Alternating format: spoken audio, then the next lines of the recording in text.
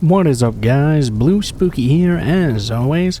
Just wanted to let you know before we get into this video, this is the weekly recap of all of the stories told this week. All of the ads will be placed in the beginning and end of the video, so you don't have to worry about watching any ads during the long video if you want to just listen to this while you're falling asleep or in the background or something. Just in case you are trying to fall asleep or something like that, I will leave the background to the screen black so that it's not too distracting. With that explanation out of the way, without further ado, I will let you guys get straight into enjoying the stories in this video.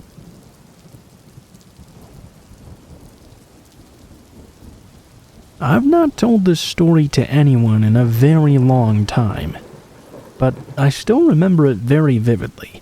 It's one of those flashbulb memories, and it used to haunt me for the longest time. I was 12 years old at the time this happened. It was a Friday, and I was at school. It was a very, very windy day, and after a little while, it began getting quite overcast as well. The clouds were very dark, and it just got darker and darker as time passed by. I spent a bit of time in class watching the weather out the window, because at the time I really enjoyed that sort of thing. It was very windy as I was walking home. Most of the students that went to that school walked rather than took a bus.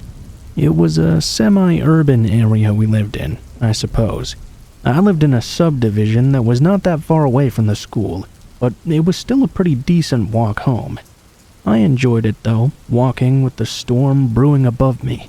It began thundering on my way home, and that did start to concern me just a little bit. I didn't want to get too wet after all. I also could be scared of thunder and lightning, but that was normally only if I was in bed by myself in the dark. Outside, walking through the neighborhood, it definitely didn't bother me at all. I was lucky though, and I made it home before any rain actually began falling. I was lucky because whenever it stormed lately, my mom would make cans of Chef Boyardee Pac-Man pasta for me to eat. This was during the 80s, during the period of time where basically everything was Pac-Man. I even loved the pasta cans because you could take the label off and there were these little games and trivia on the inside of the label. It was all very fun. The storming went on for a very long time, and unfortunately it continued through the time for me to go to sleep as well.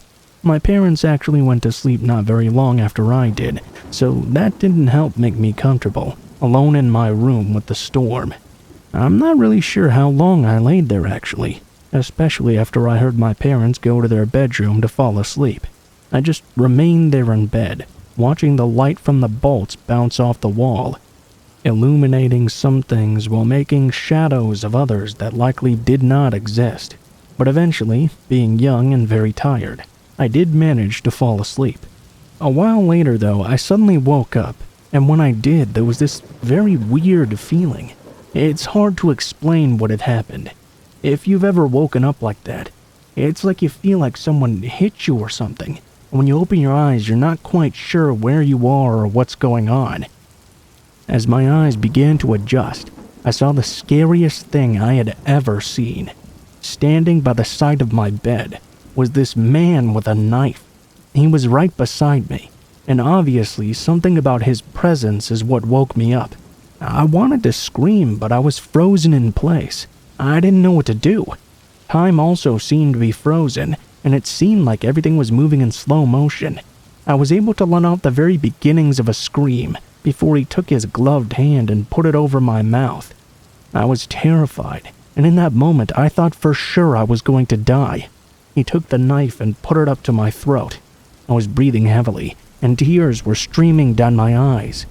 I kept waiting for him to slice my throat open, but he was taking his time, like he was enjoying my fear, and that made it all the more scary. There was a loud crack of thunder, which was immediately followed by another. For some reason that I can't quite understand, the man suddenly dropped the knife and fell over on the ground. It was so weird, and I didn't know what had happened at first. When the lights switched on, I saw my mother standing in the door, holding her gun in her hand. It was obvious then that she had shot the guy who had had the knife to my throat.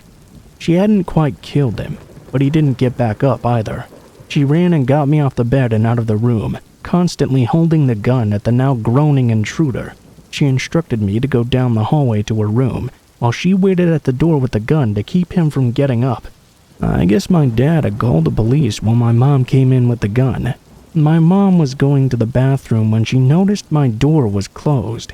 She never let us close the door while we were sleeping.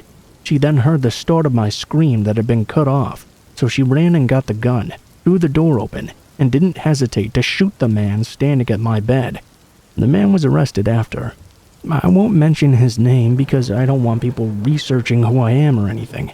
They'll just start asking me questions about the experience, and honestly, I don't want to answer them. It took me forever to consider letting anyone read the story to begin with.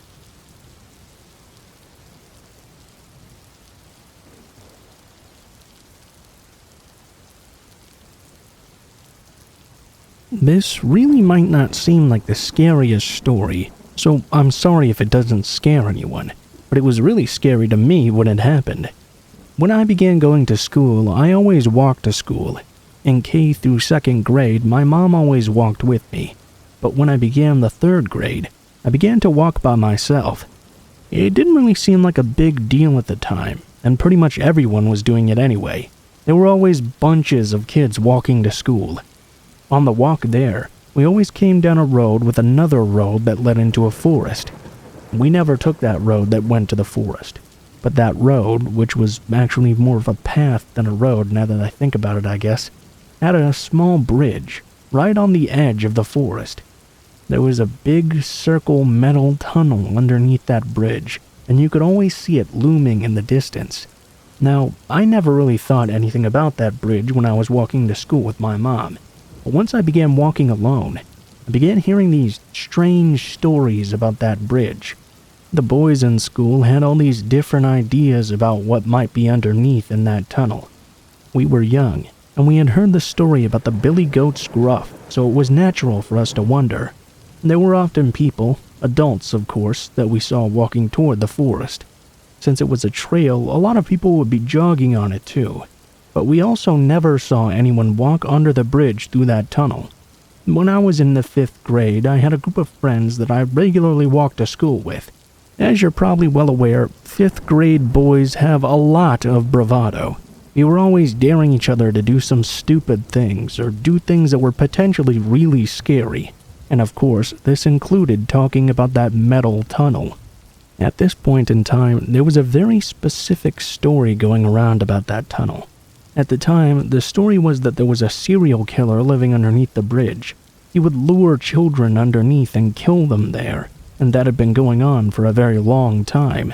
One day my friends and I were hanging out after school.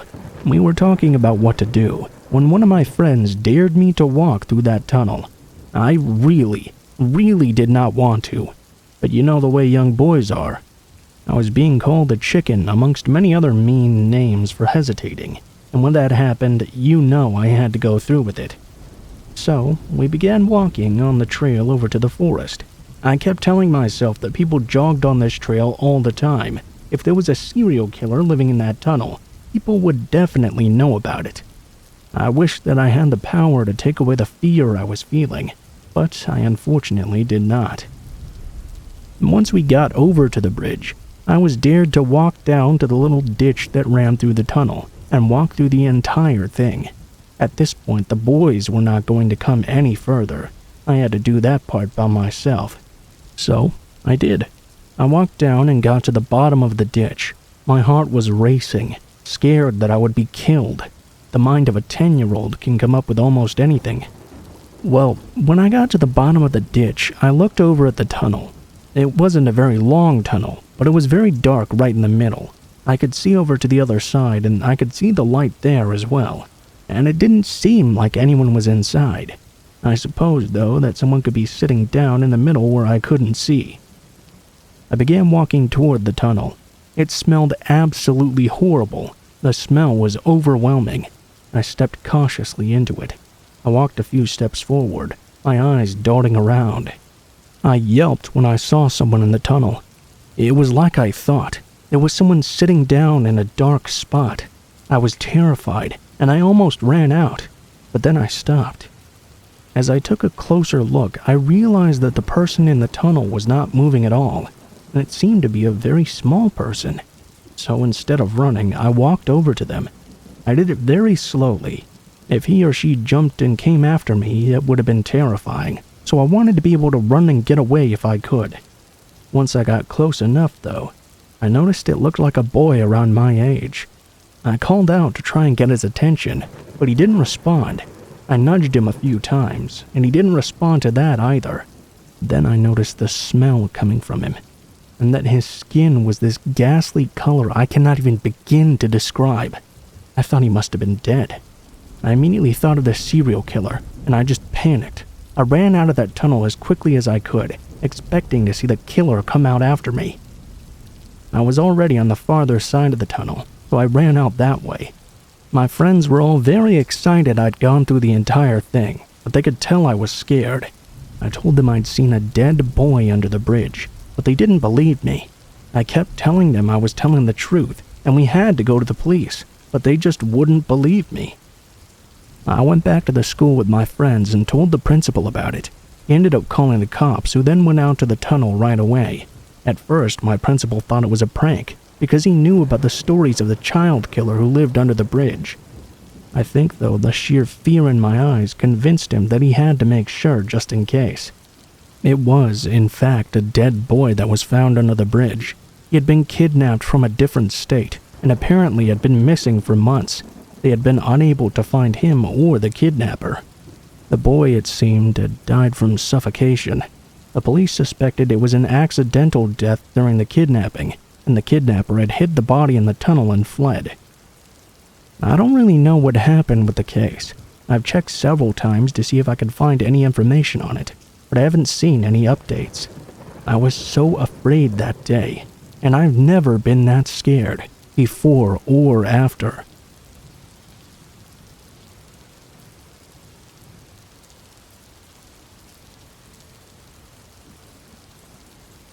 This story might be a bit too graphic for some people. It's not a story about a fictional monster, an intruder, a robber, or anything like that. Instead, it's the story of a woman named Elaine, who the Navy made our live-in babysitter after my parents got divorced. The things that woman did to me have scarred me to this day. I found out that often the scariest people are the ones who you let into your life willingly. I was 11 years old, I think. I don't know for sure. But my dad had just gotten custody of us, and he had to often go out to sea. The Navy provided a live-in babysitter for the children, me, my brother, and sister. The first one was Lee. She was pregnant and so nice and kind, but she had to move out after a weekend. She was crying when she left and told us that she loved us. We found out later she quit because my father was making sexual advances to her. After that, Elaine moved in with her son Aries, and yeah, that was actually his name. Elaine was a large and scary woman. She was also a Jehovah's Witness. Yes, that is important to know that because she didn't celebrate holidays. We kids loved them, but she always looked down on us for liking them. She would often throw out gifts we got for the holidays because she thought it was wrong for us to have them. My first problem with Elaine was when one of my Transformer toys fell on the ground and she stomped on it. With absolutely no regard for it, she took every single robot toy I had and threw them all in the trash. When I began crying, she told me to stop crying, but I couldn't. So when I didn't, she threw away all of my He-Man toys too. She threw away every toy I had, and my dad did nothing about it. My brother David was the only protector I had. He grew up to be the toughest man I've ever known in my life. But even he wasn't always able to be there when the evil of this woman came out. My brother had this glow-in-the-dark mask at the time. I wanted to wear it just once to have some fun. It looked so awesome. But while I was wearing it, Elaine came into the room and noticed it.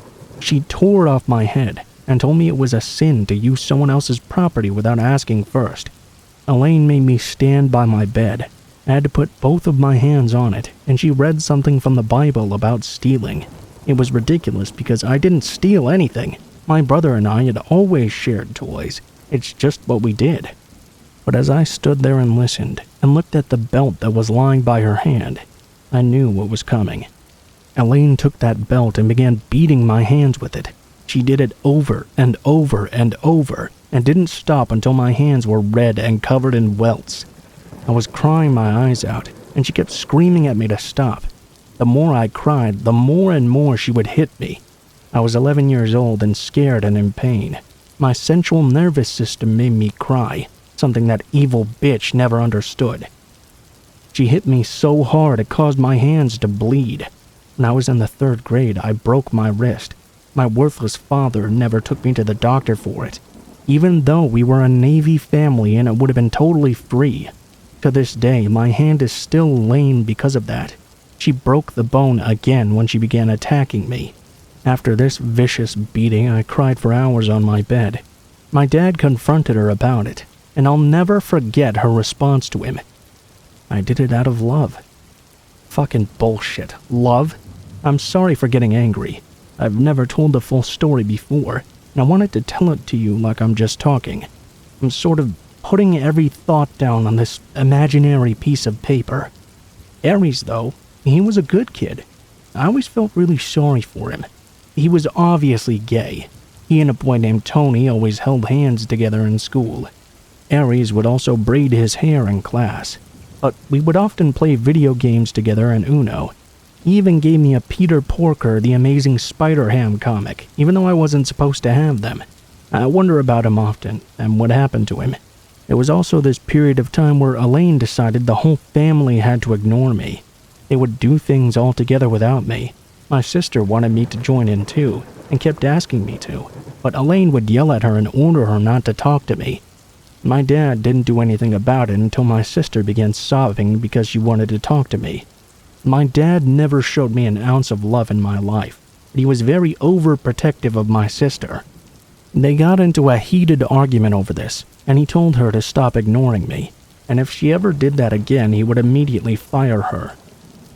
So, how does a story like this climax? A week before Thanksgiving, me, my sister, and my brother, including Aries, all caught the flu. We had it really, really bad. I mean, I almost even died at one point. Well, lying in bed recovering, I was very bored.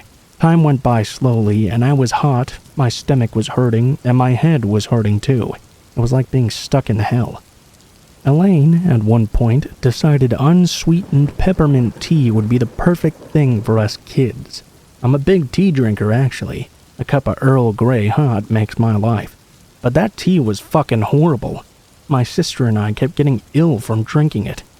We would run into the bathroom and throw it up, but Elaine just kept making us drink it. We barfed about 4 times each. When we were crying, she threatened to beat us with a fly swatter if we didn't stop. When my sister tried to pour the tea in the toilet because she was throwing up, Elaine caught her, yelled at her, and made her a full new cup. She made her drink it and throw up even more. I wanted something to do, so I asked my dad for a drawing pad. I'm not a good drawer exactly. My brother, sister, and Aries all had art talent, but at the time, I didn't know what mine was. Elaine decided that she would take the drawing pad from me because I was trying to copy Aries and David. She actually forbade me from ever drawing again, and again threatened me when I cried because of this. My temperature at the time went up to 104. Everyone else was getting better, but I just wouldn't. They wouldn't take me to the hospital, though. I lay there hot, delusional, and scared that I would die alone in that bed. My dad brought me the drawing pad back and gave me a Pepsi and some Oreos. Not like sick food. I knew he gave it to me because he thought I was going to die, and that just made it worse. Well, obviously, I did not die. If I did, this story would be proof of the afterlife. But I was terrified. Every time I dozed off, I began crying, wondering if I would never wake up and everything that used to be me would be wiped into oblivion. I eventually got better from being sick, but the abuse did not get better. Finally, my dad fired her by sliding a note under her door. That evil woman left, and I never laid eyes on her again. That's not the scariest part of this story. This story is terrifying for another reason.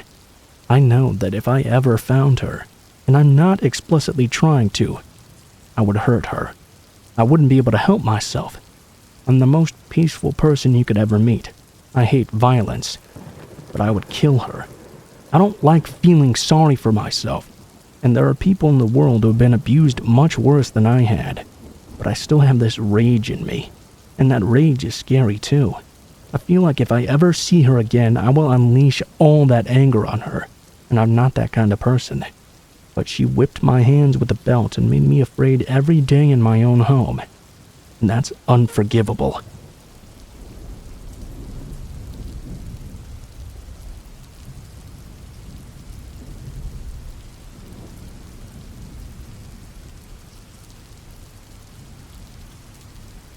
When I was a junior in high school, I was quite an odd kid. I liked having colorful hair, piercings, and all that kind of stuff. The school I went to was near Atlanta, so there weren't many people around like me. I tried to find friends that liked the same kind of music and other interests. I could normally kind of brush off any weird energy that people put off. Ignore it. I just wanted some friends. Anyway, I was in gym one day hanging out with a group of weirdos, and there was a guy that I hadn't seen around before. He was wearing a Guns N' Roses t-shirt and jeans that were a size too small. His name was Ernest. We immediately clicked with each other, in a platonic way, because we laughed at a lot of the same things. We started hanging out in gym together every day, people watching and making fun of people play basketball. It wasn't too long until he started making fun of my appearance and making me feel absolutely terrible about myself. I had acne super bad in high school, and he joked around saying I had meth skin. First strike. Me being me, though, I kept hanging around him, and eventually it led to hanging out after school. He would invite me over to his house, and we only stayed in his room. He refused to let me see his family. His parents didn't really speak English, but I still wanted to meet them. I always thought it was weird that Ernest didn't know Spanish but his siblings did, and when he could speak words, it sounded like Russian. He pretty much only played It's Always Sunny in Philadelphia on TV, and rambled about superheroes. He would always come up with these strange scenarios where he was an evil villain and talk about how much power he could have. Fast forward and I get a job at a pizza place. Ernest gets the same job at this pizza place, so inevitably we're always together. Always. He pretty much never let me out of his grasp. It got to a point where he took me to school every day in his PT Cruiser, which I still get chills every time I see one of those damn shoe-shaped ass cars. We started skipping school. A lot. I mean, we pretty much went to school about 2 or 3 times a week. And this is where it starts to suck pretty bad. He started pressuring me to do sexual things with him. I don't really want to get into the details because it's pretty disturbing, but he manipulated the situation in such a way that I felt like we were in a relationship, because I thought that I needed him.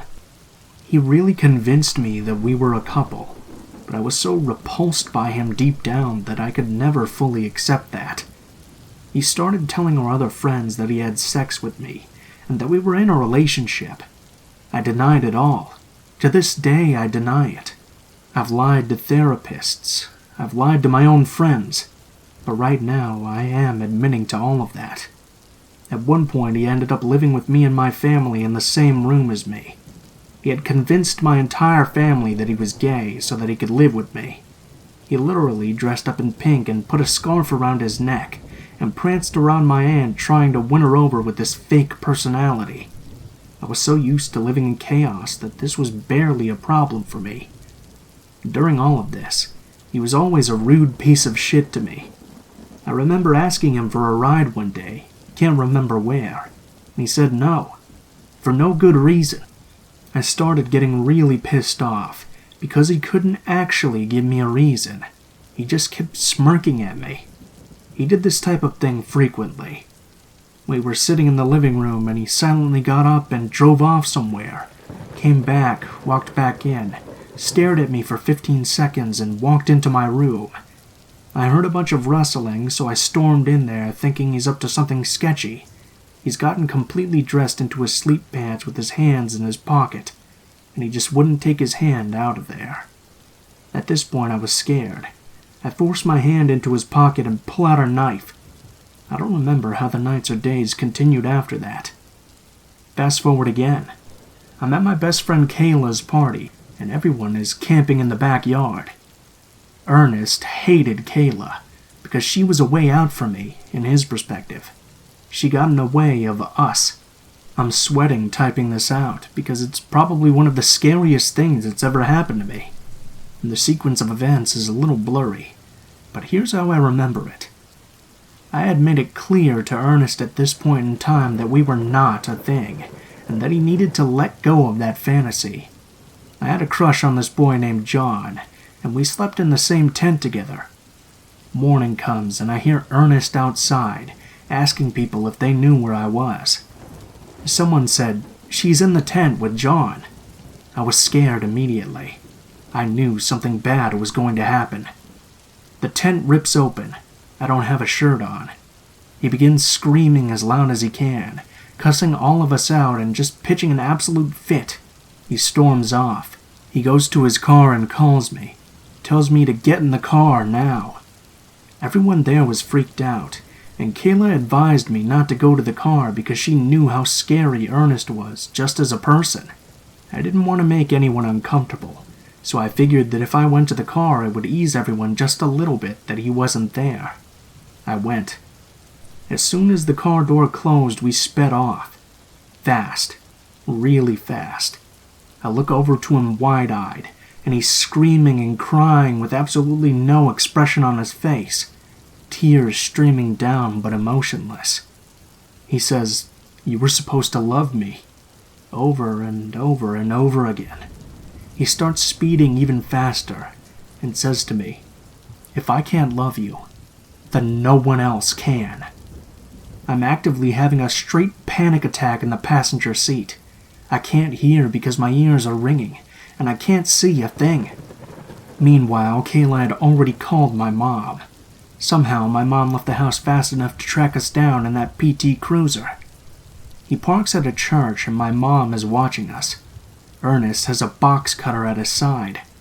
I get a call from my mom. I can't really remember what she said, but I know it was something along the lines of, "I'm gonna slit your fucking throat," to Ernest. He started coming to his senses, if you can even call it that. He decided to drop me back off at Kayla's, and told me that he was going to kill himself after he dropped me off. Kayla and I were frantically trying to call his parents about a possible imminent suicide. However, they could not speak English. In the end, Ernest called the police on himself because he thought he was going to harm himself or potentially someone else. He was gone for a couple of weeks, and when he came back, he was parked outside my school waiting for me to come out. He runs right up to me. I noticed he had on a plaid button-up shirt, and it was tucked into his pants. It was extremely odd to me, and I knew immediately that this was a fake personality. He was speaking differently as well, very proper almost, like a few weeks had suddenly turned him into a saint. It wasn't long after that I admitted myself into a mental institution, because I just kept having breakdowns. Everyone in the groups told me to get rid of him, and I hadn't realized how serious this was until I saw everyone's reactions to the stories. There are so many stories of this psycho that I can't even type it all out. I did get rid of him in the end. I found new friends. Without them, I don't know how this would have gone. I haven't seen or spoken to him in about 3 years. So let's not meet. Ever again.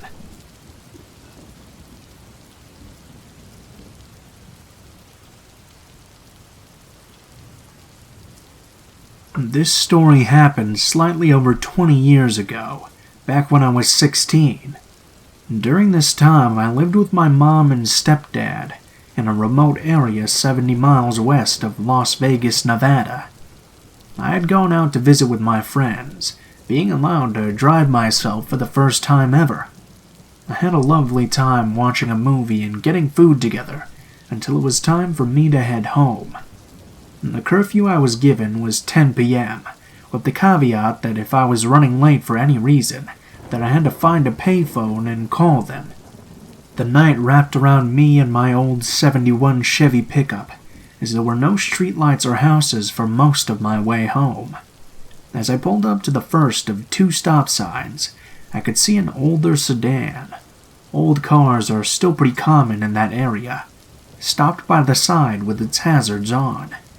I pulled up behind it and waited, as a man in his 30s or 40s started walking towards me from the driver's side. At this point, I didn't have any alarm bells going off. Being in the middle of the Mojave Desert, providing assistance to stranded people was a common occurrence.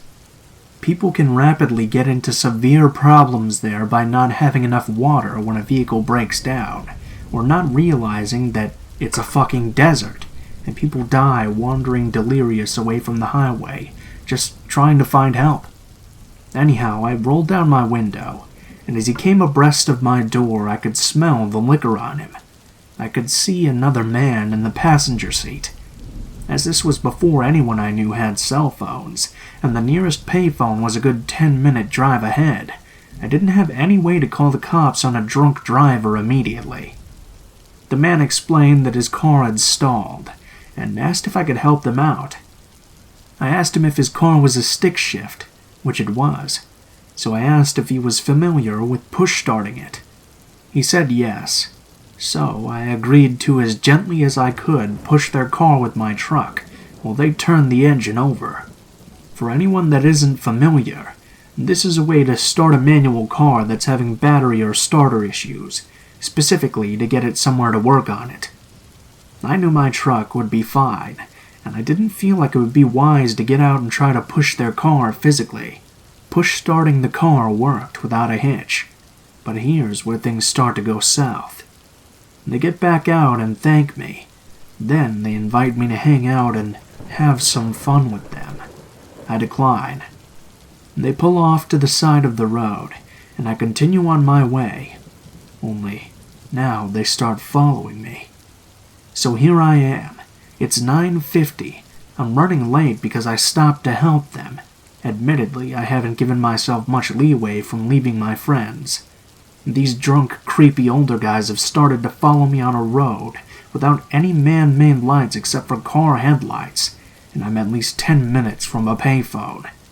I thought to myself that maybe I'm being paranoid, so I turned down a road that I know gave me a couple of turnoffs to either head back to town or loop around to the gas station with a payphone. The car follows right behind me. I start thinking, shit.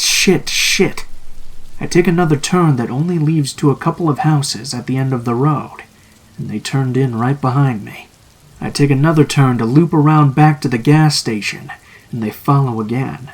So at least now I know they're following me, and not just heading home. At this point, my heart is pounding.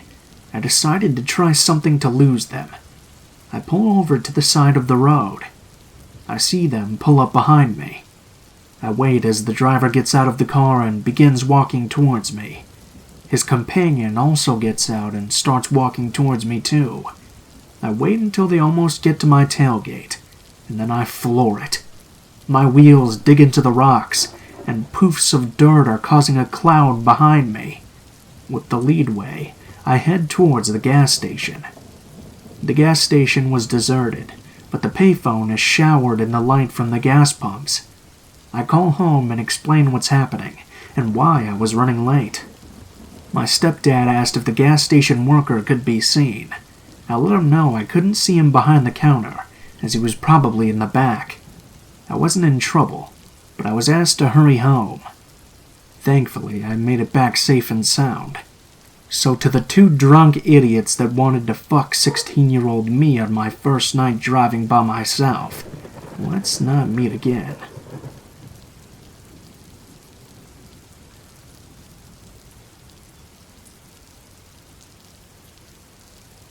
Before I begin, yes, I made a lot of dumb decisions.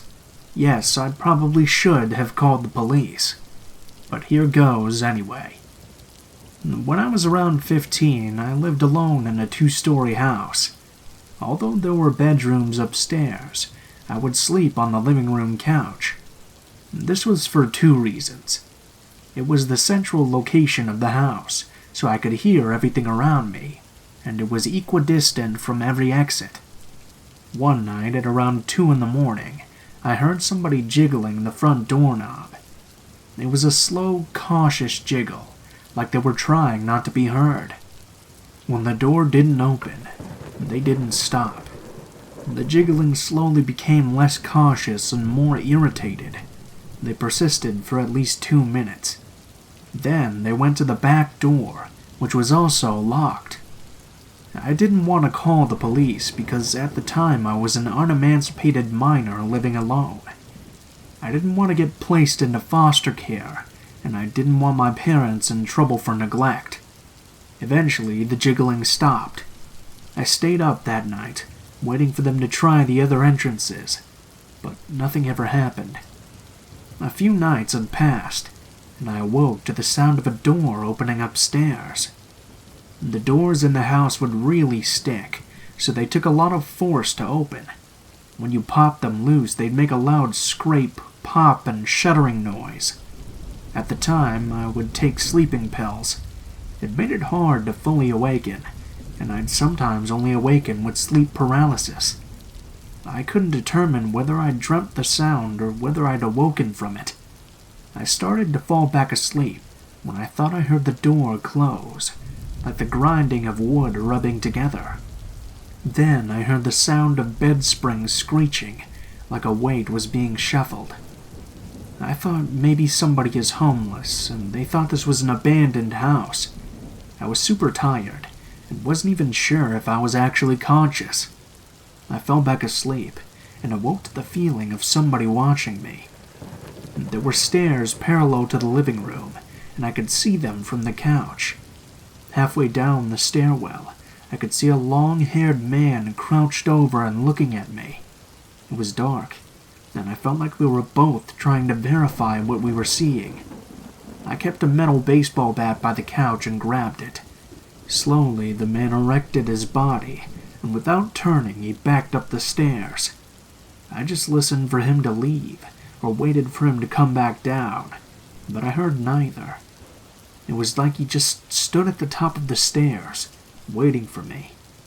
I didn't go back to sleep that night. I heard nothing, even until sunrise. When I left for school that morning, I questioned what I'd actually experienced. I had my boyfriend over later that evening.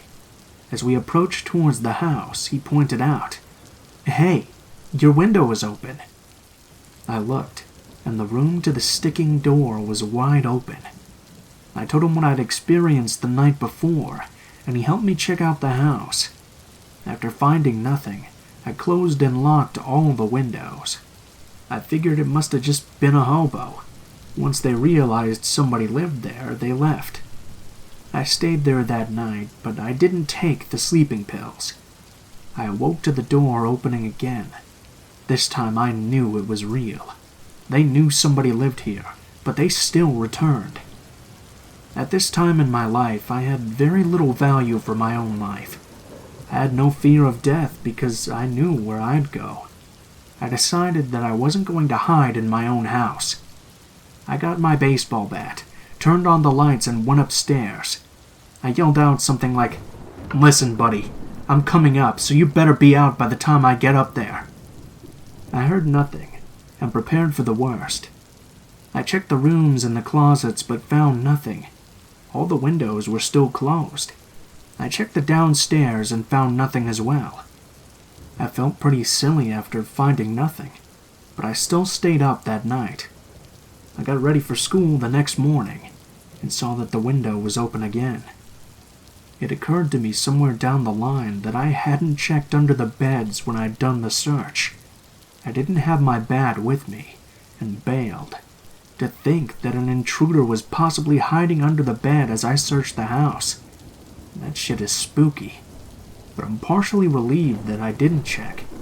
If I'd bent down and come face to face with a man beneath my bed, the story may have ended differently.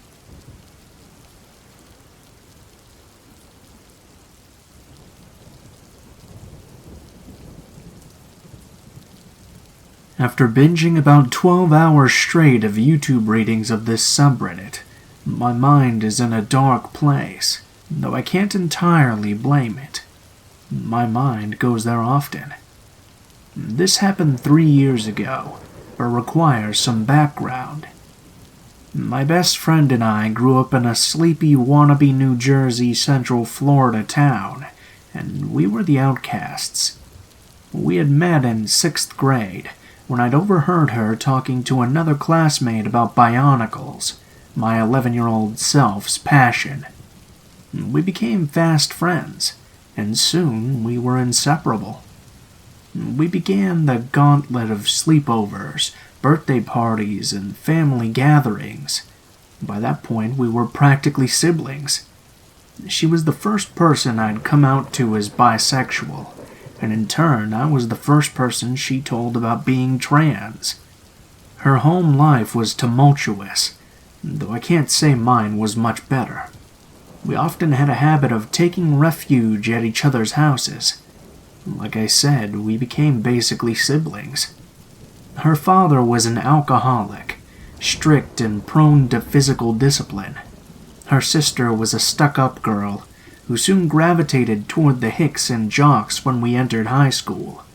Her mother was a pseudo-vegan hippie love child held over from the 80s. When I was 23, herself 22 at the time, we'd had another long night of sleeping over in order for her to escape yet another fight with her mother. She had recently lost her job at Walmart, and I was going into my first shift at Taco Bell the next day. On the drive home the next morning, she excitedly told me that since she now had her own vehicle, she would be applying at pizza places that were in need of a driver. I was proud. It was the first time she'd hunted for a job on her own. I'd usually been the one to coax her to apply to where I was working, not that she ever lasted very long. My first training day went by quite well. My coworkers were friendly and tried to get me to talk more. My manager liked to playfully embarrass me, a fat white guy, by trying to get me to talk hood to the other workers.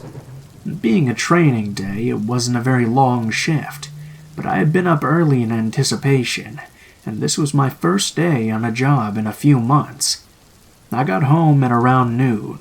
I informed some of my internet friends that my first day had gone well, and at around 5 p.m. I started to bed down, drained from a pretty good day. As I was preparing to lay in my bed, though, I got a Steam message, her lamenting another fight with her mother and asking if she could come over.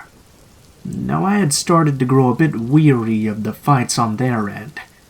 I had begun to repair my relationship with my family and a few friends, and I had given her advice many times on how to better approach things. In my infinite wisdom and eagerness to sleep, I left the message unread and drifted off into slumber.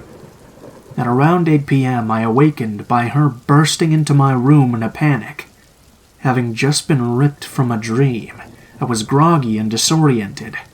I dragged myself to the bathroom to relieve my bladder and came back to my room to find her rocking back and forth on my bed. It was at this time I noticed she's covered in blood, so I ask what happened. She informs me that she just saw someone murder her mother with a knife. My mind goes blank. In the deepest parts of my mind, alarm bells start ringing. Isn't the rocking back and forth a bit overdramatic? Why did she call me and not the police? But this is my best friend. I've known her for over a decade, and we were the only two people in the world we could count on. I suppressed it and go to inform my sister and stepfather. My mother had passed away the year prior, and it was roughly a month to the anniversary of her death. We were all in a dark place, antisocial as always. It was the only way we knew how to handle emotional issues. When I informed my family, they immediately go to the same place as I had, though they were far more vocal about it. I offered them excuses that I knew myself were flimsy, and returned to the room with the phone in hand. I convinced her to call the police, and I could hear her explaining the details over the phone. A man in a black ski mask. When the cops arrive, she swears up and down that it's most likely her father. They send cars over to check the crime scene and take her down for a statement. I ride with her in the back of the cop car over to the sheriff's office. It gets to be around 2 a.m. Her sister was brought in, as was her father. I have work the next morning and request to be taken home by an officer. It took me a long while to go to sleep that morning. The next day at work, I'm quiet until my manager asks me what happened. I inform him but decide to work the rest of my training shift. When I get home, my sister informs me she had confessed. Her mother had threatened to kick her out for not being able to find and keep a job, and in a rage, she'd taken a knife and stabbed her repeatedly. My mind froze like a bad computer, and I turned to face my monitor. I was in a Discord call at the time, and all I could weakly say was, my best friend just confessed to murdering her mother, before hanging up and laying on my bed. Her last trial was the 7th of this month. I don't know the results, though my grandmother tells me she took a plea deal for life in prison, rather than receiving the death penalty. And part of me wants to contest that, to demand that they take the death penalty for ridding the earth of such a peaceful and caring woman's shadow. A larger part of me is just glad she's being punished. You were my best friend, my sister, and my platonic soulmate. But please, let's never meet again.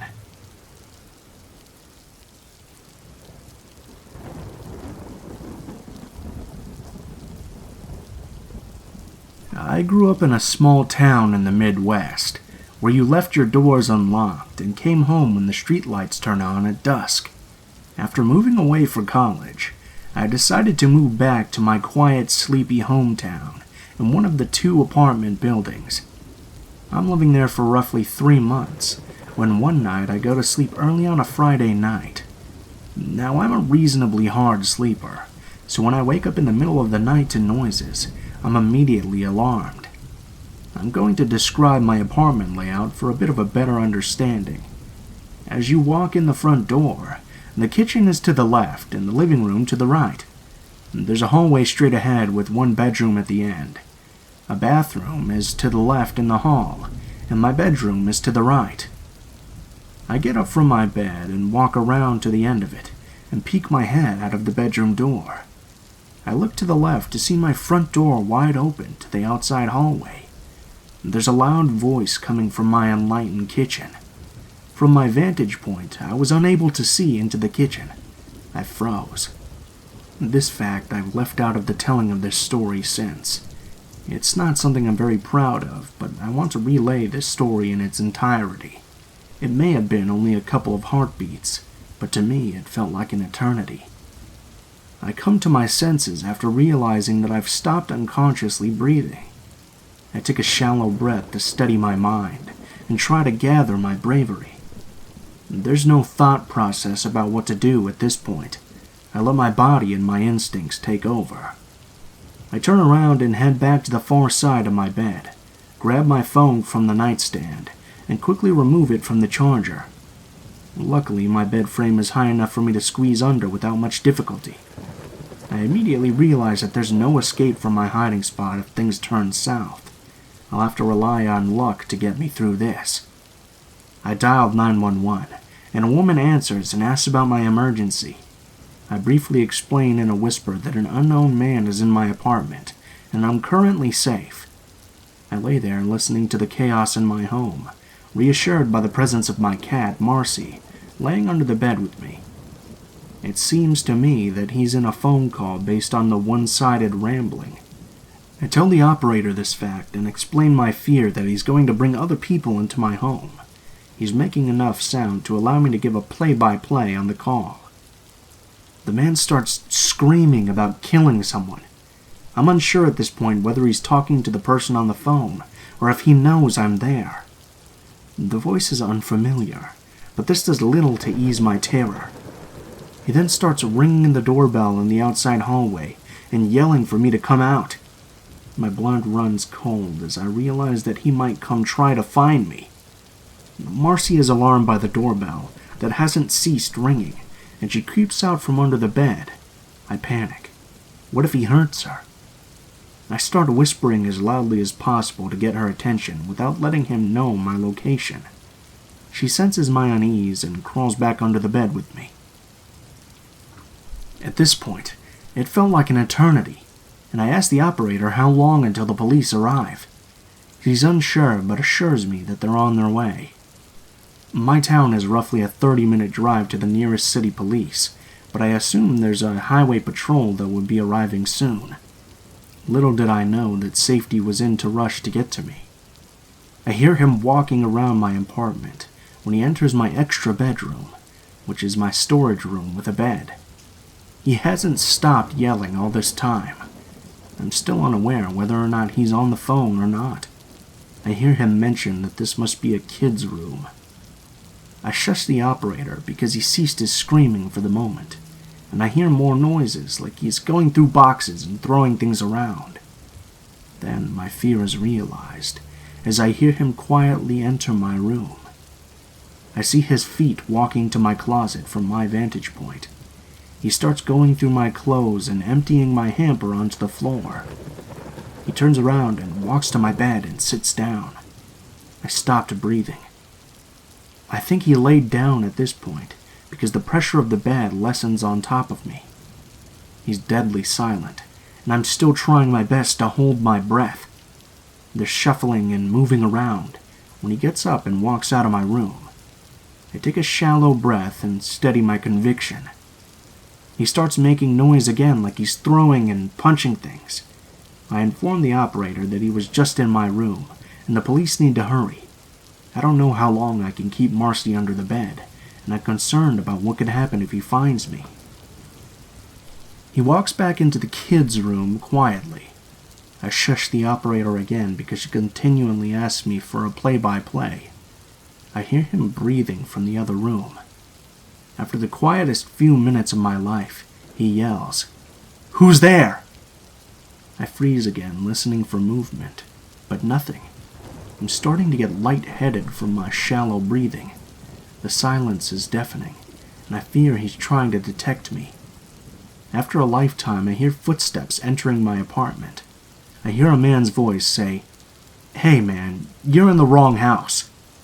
I've never felt more relief in my life before this night or since. I hear my door close and I crawl out from under the bed and break down. The adrenaline and anxiety take over as soon as the feeling of safety washes over me. A female officer comes to my side of the bed and puts her hands on my shoulders. I'm trying to keep it together and failing miserably. She let me put my clothes on, and I could hear 3 male voices coming from my apartment. The woman left and came back with a handful of clothes, asking if any weren't mine. They all were, and I answered in kind. She shut the door behind her as she left again. I turn to look out my window and see no lights from the cop car on the street. I look at my phone and realize the call to 911 has taken almost 20 minutes. I can't explain the feelings I had at this time since many hit me all at once. The door opened and the officer motioned to have me exit. Taking a first look at my home was almost as anxious as the event itself. My apartment was in disarray. Clothes were everywhere, mixed with garbage, and belongings from my shelves and counters. The man had removed items that he intended on taking and placed them in the outside hallway. They told me that they found him on the floor in the second room, completely naked, holding a bottle of lotion. In his vicinity, there was a winter hat with an unknown substance inside. The officer was kind enough to throw that in the garbage bag immediately. They tell me to look and see if any of the clothes in the apartment don't belong to me. I tell them no. This man entered my home completely naked and destroyed it. I noticed that the lid of my garbage can was filled with cat poop. It seems that it had been separated from the rest of the bag. The rest of the garbage was littering the outside hallway. They asked me if I would like to stay here or go somewhere else. Thankfully, my parents lived down the street, and I had an officer drive me there. I explained to my parents what had just happened, and in the next few days I felt like I had to explain the situation to half the town. The ridiculousness of this story catches people's attention and becomes a slight joke. I play along, attempting to be lighthearted, but I'm unable to disassociate from the horror I had faced. Now, I should feel better knowing he's in custody, but the events after the break-in do little to comfort me.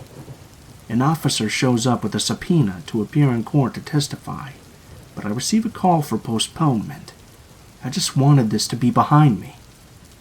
After a month, I call the phone number on the paper I received and ask when they're rescheduling for, since I hadn't heard anything.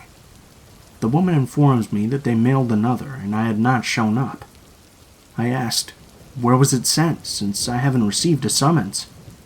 She tells me they sent it to my address, but in the wrong town. How can they not know where I live? The crime happened here. She tells me that he pled guilty and was given 180 days. I was furious. This man would get out in a short 8 weeks for attempting to steal and entering my home. She reassured me that he received another 180 days for a previous bench warrant he had. What justice is there that someone with priors gets a short 3 months for traumatizing a stranger? After his release, I kept track of his location using the sex offender registry. He had relations with a child years prior. It makes his statements about the kid's room even more unsettling. He was arrested yet again for a 4th DUI shortly after his release, and sentenced to 5 years with 2 suspended. I was happy for a while. My nightmares hadn't ended, but the tension I felt during my waking hours lessened. It's been 2 years since this happened, and I've moved 3 times. I don't know if I'll ever be content and happy anywhere, but I'm hoping that's not the case. He was released 6 months after his conviction for some reason or another on parole.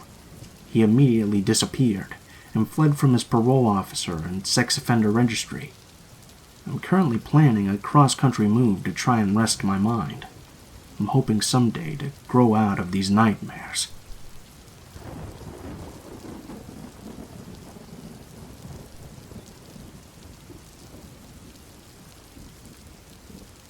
The story I'm about to tell is a little difficult for me to talk about for 2 reasons. One is that the main part took place when I was around 4 or 5 years old, which makes it a little difficult to remember most details surrounding the story, which is part of the reason it's haunted me for 20 years. The other reason is that this story makes me feel really uneasy to even think about, and this might be the only 3rd time I've ever told it in full. So some quick background to this story is that I was born and raised in an extremely close big family. We all lived within about a mile from each other, around a large park in a small Texas town.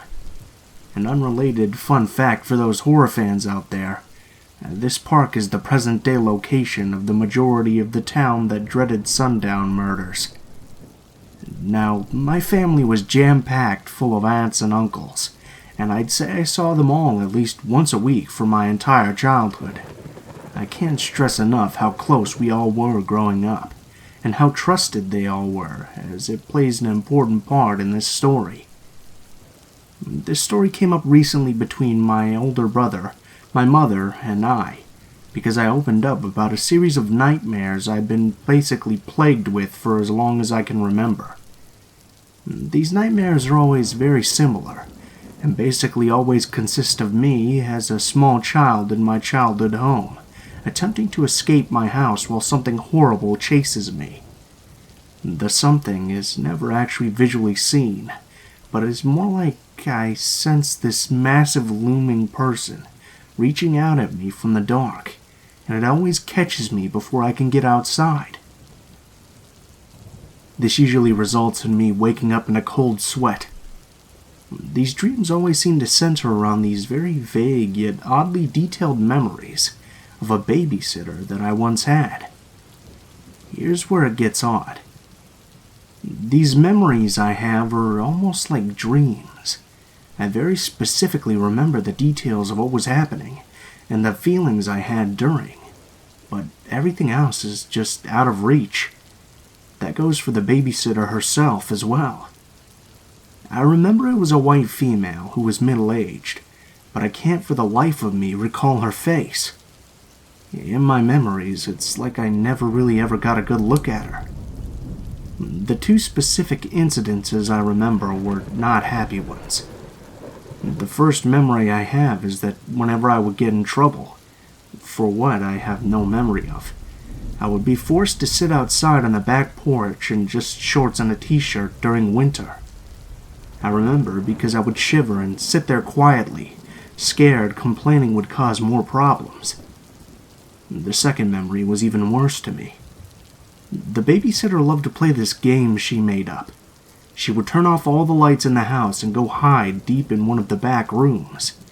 I was left in the front room and told that if I wanted food or to watch TV, I had to find her first. I've never had any idea where she was hiding, and if I ever found her, she would jump out screaming like a madwoman and chase me. I remember hearing her laughter at my fear. I remember often being so frozen with terror that I would sit on the ground near the front door, too scared to even go try and find her. No matter how long I waited, she would never come out of hiding, no matter how hungry I got. I remember this one time very well. I was so little and scared. I was whimpering as I slowly built up bravery to walk into the back hallway looking for her. My hunger felt deadly at this point, and I needed to find her. I checked bathrooms, bedrooms, closets, and nothing. She was nowhere. I remember standing in my parents' bedroom, just trying to figure out where she could be, when I saw her. She was a dark shape under the big bed, peeking out at me from under the bed skirt. We stared at each other unmoving. I couldn't make out her face, but I knew she was smiling at me, like a crazy feral animal under there. I remember her sliding herself along the floor, so fast. I screamed and turned to run as she made it to her feet, and then the memory goes dark. I don't know what happened after that, and that scares me just as much as the memory I do have of the event. I never shared these memories because they seemed so distant, and I often wondered if they were even real. One day when I was in my 20s, I'd mentioned the nightmares to my mother and brother when we were just sitting around talking during one of the weeks where my brother and I were home from college. We would often do this and tell funny stories and remember all of the kids we knew from long before. Then I decided to ask my mom about the babysitter. She seemed confused. She told me she never hired babysitters for either I or my brother. Because of how big and close my family was, and how protective my mom was of us, she never trusted anyone but family to watch us. My aunts and grandmother were the absolute opposite of the woman I remember. Loving, kind, fun, and treated me almost like their own children. I couldn't imagine any of them doing these things to me. My mom seemed genuinely confused, but also slightly worried like a mother would when hearing such a horrible story. She told me she truly couldn't even begin to imagine who I was talking about. With her certainty, and with the memories being so vague in important places, I decided I must have imagined it after all. Then my brother brought it up again the next day when we were driving together. "Yeah, I remember that," he said with some concern in his voice. "Like, I remember seeing you get taken outside and being forced to sit there, and I thought it was so horrible. I don't know why we never told anyone." He too had no memory of who the woman was, but he remembered feeling defenseless over the whole thing. He only had vague memories of the horrible game she would play, but pointed out how he has absolutely no memory of her ever targeting him with her torment. He remembers the events as if he were just an audience member. He did, however, remember some things that I didn't. This included that I often got in trouble because I would often use my imagination to tell stories, and that the babysitter would get mad at me when she realized it wasn't true. This resulted in me getting kicked out of the house. I just want to point out that my brother is only 1 year older than I am, so he too would have been very little.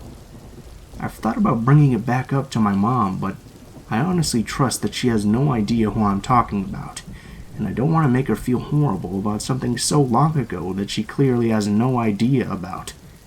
I just wish I could understand what the hell happened, and who the hell she was. My brother never brought it up again after this, but told me at the time that he had always played that memory off as being so young, and just misunderstanding whatever happened.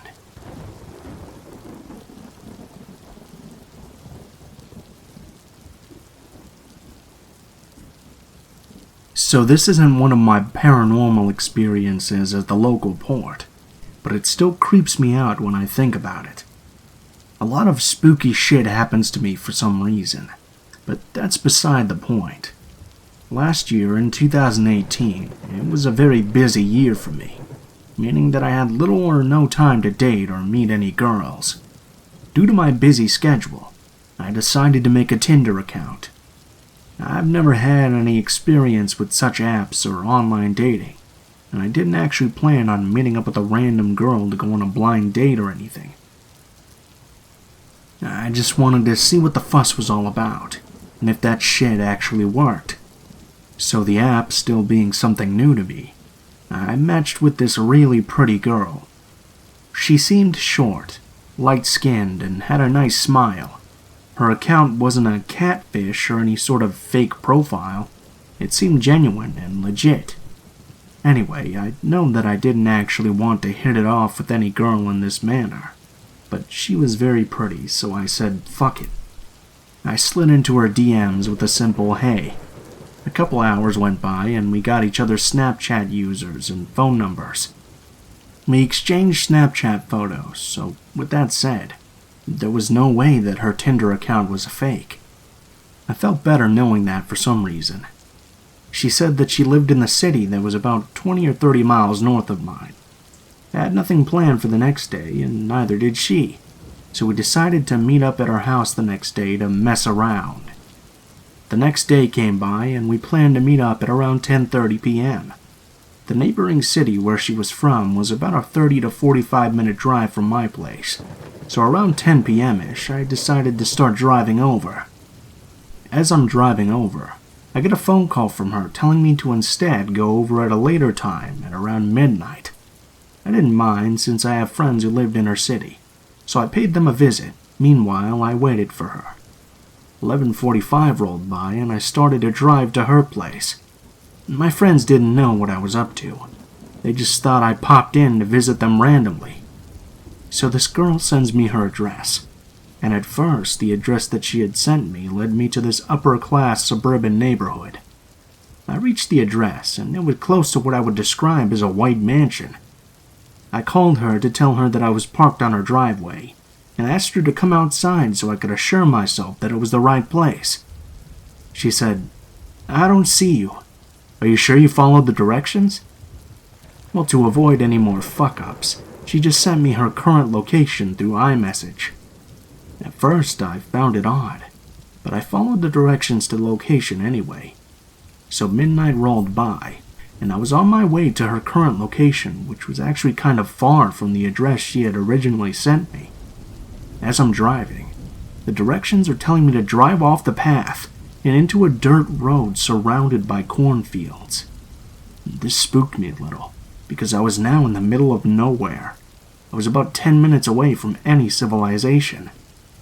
Red flags started to trigger in my head, but I ignored them, because there was no way that her account could have been a setup.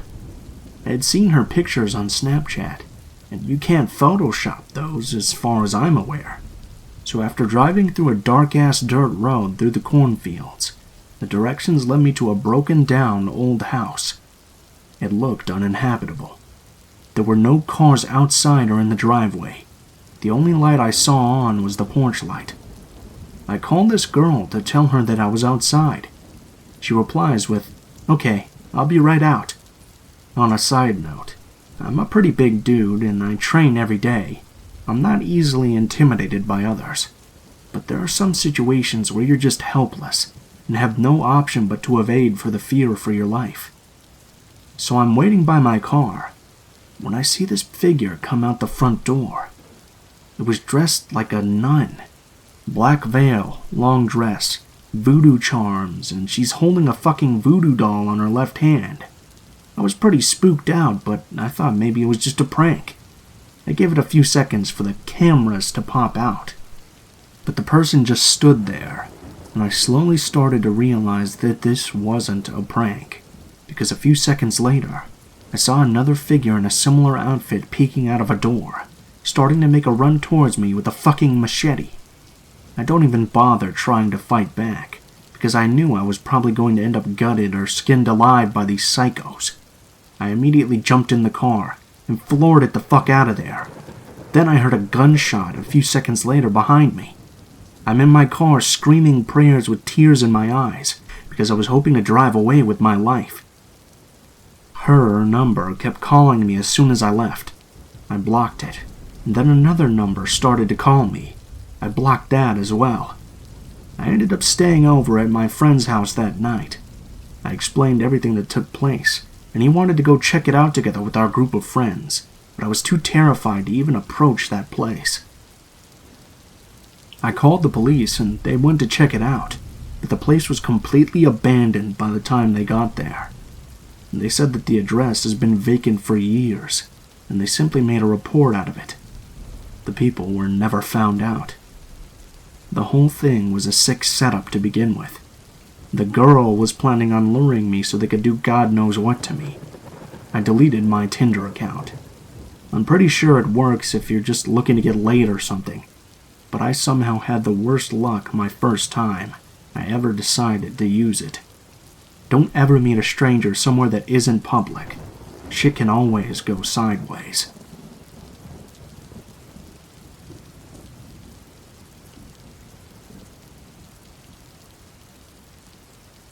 When I was 13, the dawning of a new millennium took place on New Year's Eve.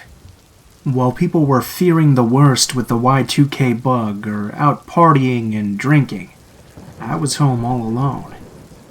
In 1996, my parents had split up, and from there they were divorced.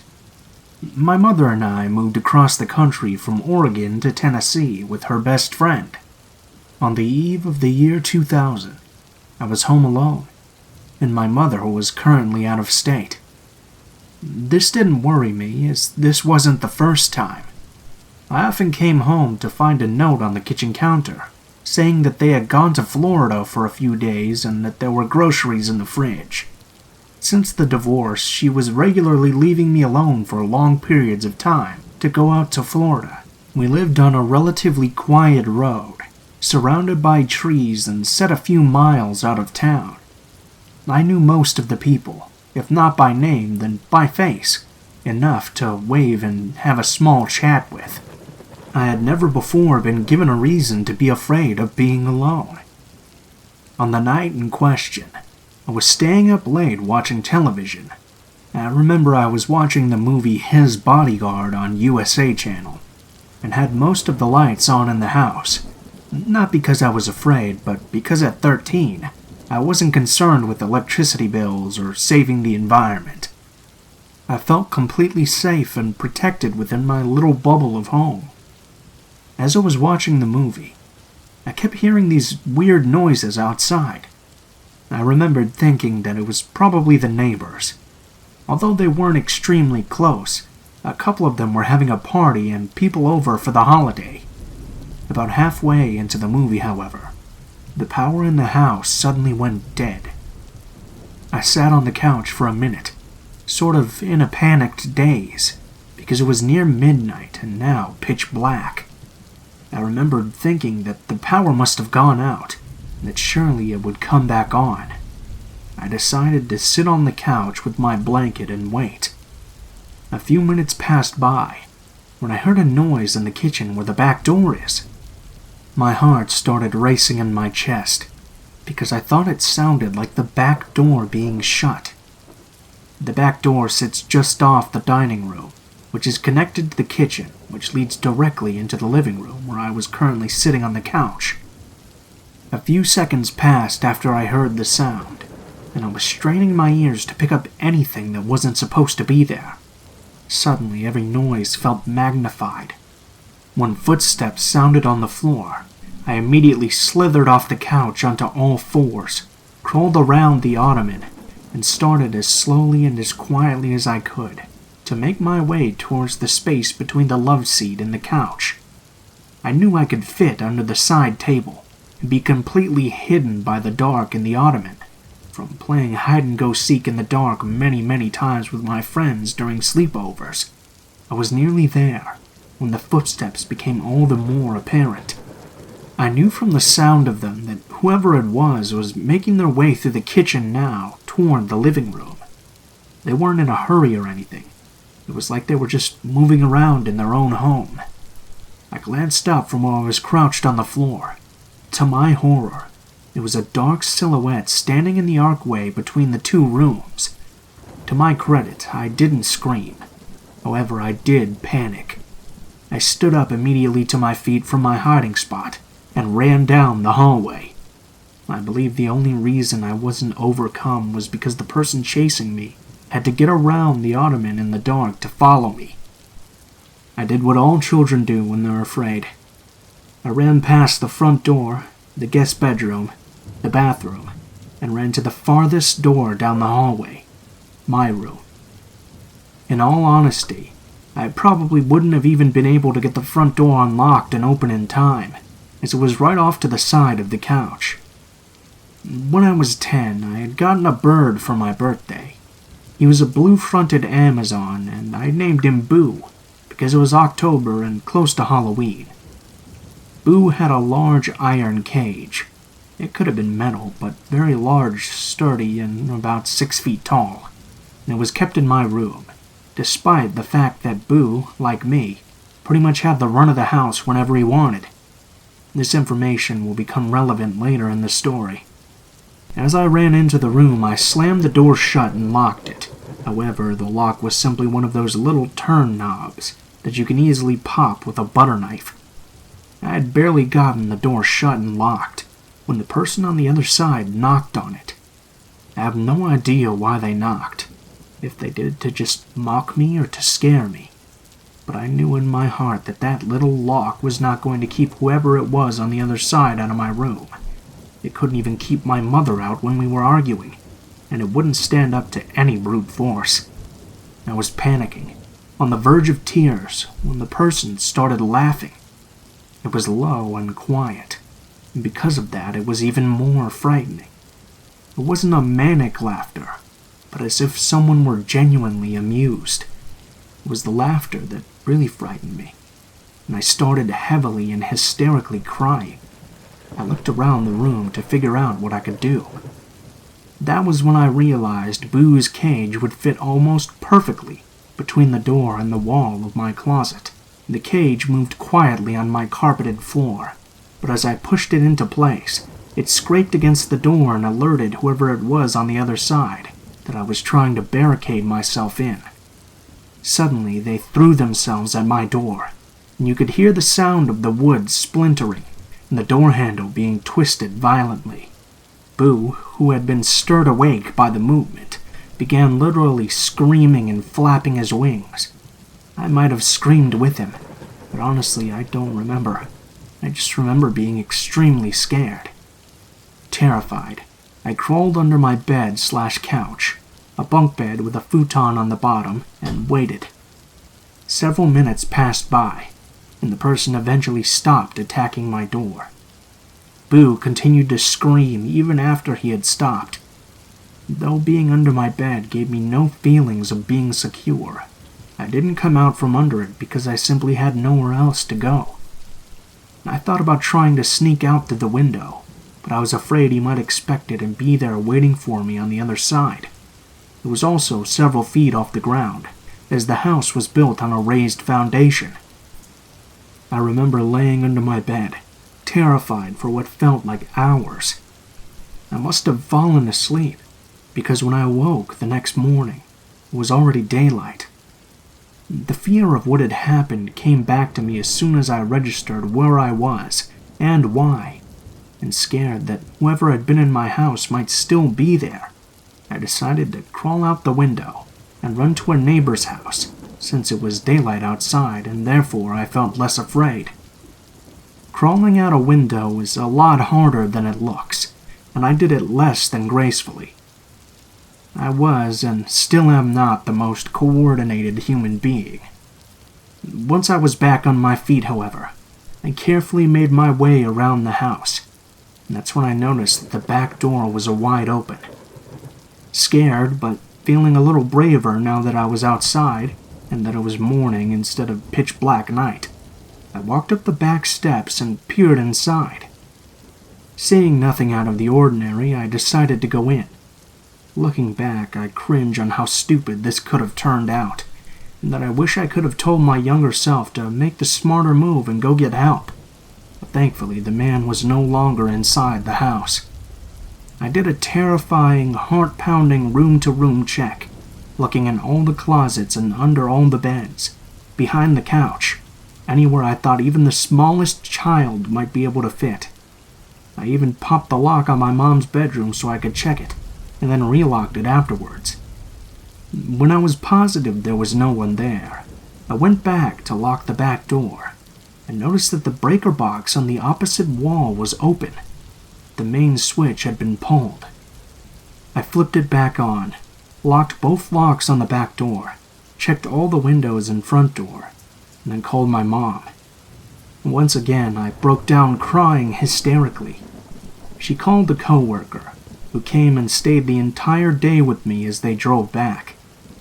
My mom still took random trips to Florida after that, but she always took me with her from then onward. So, terrifying, crazy person that broke into my house on New Year's Eve, please, let's never meet again. I sincerely hope no other young girl had to meet you either. I don't know if you were just some drunk visitor of a neighbor, but you terrorized me that night. I was afraid of being alone when my mom was working, and to this day I still get scared when I'm all alone. I overthink what I would do if someone came inside, and how I could hide. When my cats make noise out of nowhere, I immediately investigate for fear that it's someone trying to get in once again.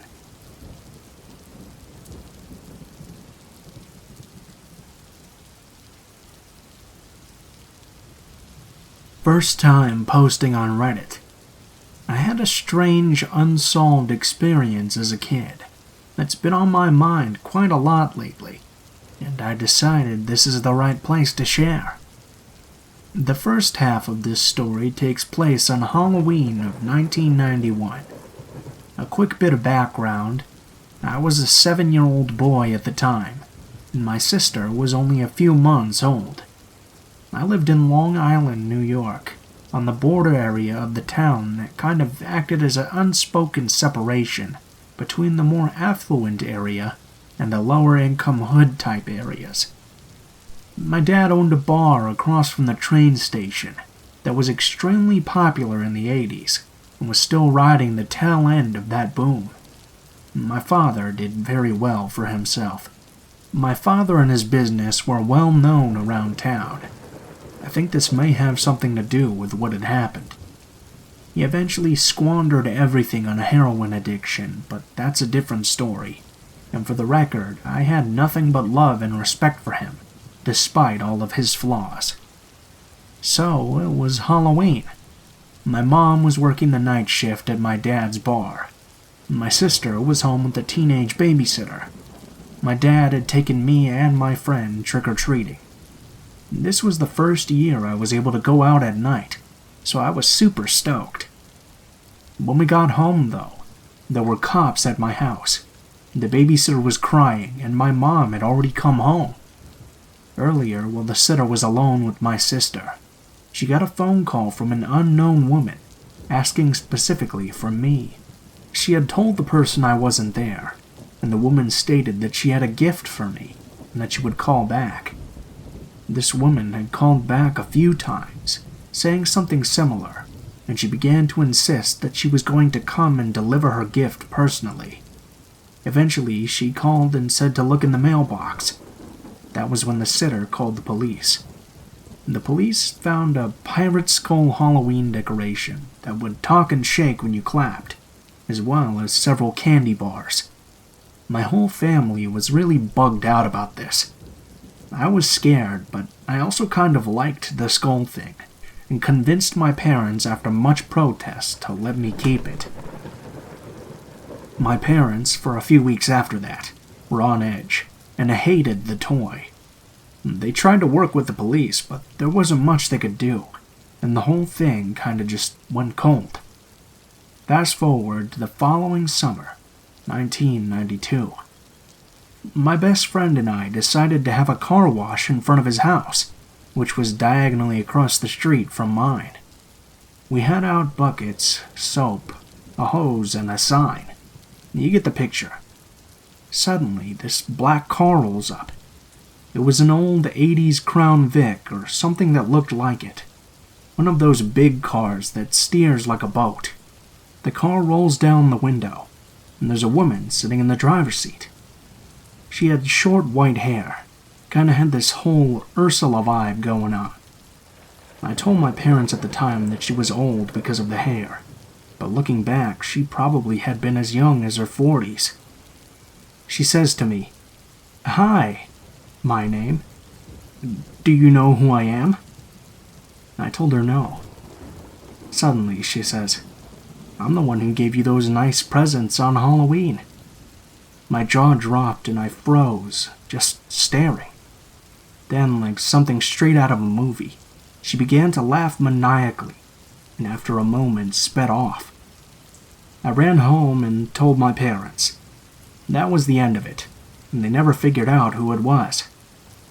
My father had speculated that this person may have believed he was wealthy, and maybe was trying to get a ransom or something. Maybe she was a scorned ex-lover. I don't know. I've speculated many things, but we'll likely never know at this point. I'm now 35, and that was all a lifetime ago.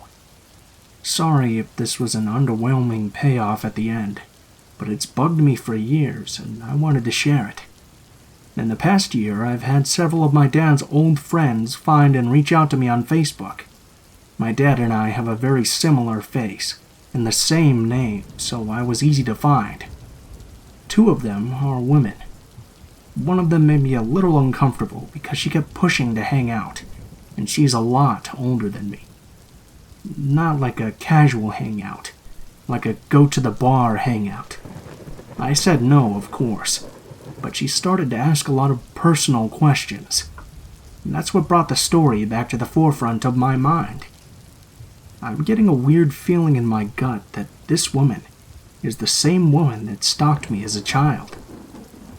That thought gives me a chill, but I would really like to know for sure who this person was, and why they had even stalked me.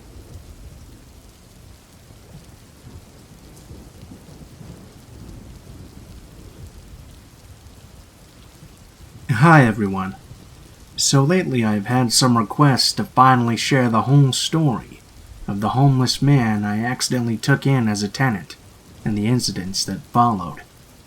I'm just saying in advance, this is a long one, but every detail is relevant. Although everything I've documented is factual, the case was never solved and is likely gone cold, since this happened more than 10 years ago. So, back in 2007, I found myself working as a bartender at a now closed pub in my hometown. Not a job I particularly liked, but it paid the bills. At this time, they had hired a new kitchen manager that we all simply knew as Kearney. Kearney was a pleasant enough man, mostly keeping to himself, but he always stayed late to help the barmen do our closing duties, so we all liked him for that. New in town, Kearney had yet to find a place of permanent residence, and I had recently lost my tenants, so someone suggested he ask me. He was considerably older than the tenants I usually took in, but having a streak of bad luck with tenants my own age, I thought an older man with a nice, steady job may be a shift in the right direction, so I agreed. Kearney wasted no time and followed me home that very same night, only he wasn't alone. Enter Lawrence, the boyfriend of Kearney. Honestly, I hadn't even realized he was gay up to that point, but it was water off my back regardless. Looking back now, what really should have bothered me though was Lawrence's appearance. He looked like he had been sleeping on the street, rather appropriately as I would later find out. So, Kearney moved in. Lawrence was there a lot too, and it was easy to know when due to his mobile ringtone sounding like the quacking of a duckling. Kearney had some habits that were rather noteworthy to this story. In particular, he basically never closed his bedroom door, no matter what he was doing in there. It was always open, and although he was a very heavy smoker, he never once smoked inside the house. So Kearney had been living there for about 2 weeks, when I had come down with an awful case of pink eye. This being highly contagious, I was given leave of absence from my bartending job, and therefore decided to go wait it out at my sister's for a few days. Apparently, I didn't mind giving it to her. Sorry, sis. So the day that my sister was scheduled to come pick me up, I couldn't drive yet at the time. I took a casual stroll into the bar that myself and Ben, my good friend from high school, and at the time co-worker, had been building in my house. Something caught my eye. All of our liquor bottles were completely empty. Now, those who had been frequenting my house at the time would know that we weren't just talking about 1 or 2 bottles of brandy here, but bottles of whiskey, gin, vodka, schnapps, liqueurs, and basically, it was a fully stocked bar that could host a pretty big party, without requiring much in the way of additions. So I called Kearney in, asking him what he knew about this, receiving feedback that Lawrence and him had been on a slight drinking binge. Those were the actual words he used. That left me both furious about the thousands of dollars worth of stock they had drunk, but also slightly impressed that he was still alive somehow. Regardless, I said that I would be dealing with this upon my return. So I'm with my sister for a few days, and on Friday get a call from my local police department, asking me if I know a Conrad Schultz. Ironically enough, I didn't. They finally add that I'll probably know him as Kearney, and that I should probably come down to the station right away. They had just arrested his boyfriend, trying to sell my camera equipment. My sister rushes me back home, where all my camera equipment was on display at the police station. It's on this visit that I'm informed that Lawrence was actually a Navy SEAL, who got dishonorably discharged, before turning to a life of crime. He had a rap sheet the length of the Bible. The kicker was that both he and Kearney were actually homeless men who had met at the Salvation Army. So Lawrence is in jail, and my sister drops me off at home, more or less at the same time Kearney gets home as well. Based on Kearney's account of what happened, he had turned Lawrence in himself, as he couldn't allow Lawrence to do to me what he was trying to. Although I had appreciated his sacrifice, I still told Kearney that he would have to go, having been the overall cause of all of this. However, not wanting to leave a homeless man, well, homeless, I gave him until the end of the month to make other arrangements. So Monday comes, and having just completed a staff meeting, I walk home to encounter a very much free Lawrence, sitting on the sidewalk across from my house, watching it. I confront Lawrence as to why he's there, and he tries to apologize before begging for some money. Rather out of character for him, really. I dismissed him without giving him a cent. Now I go back to the previous night.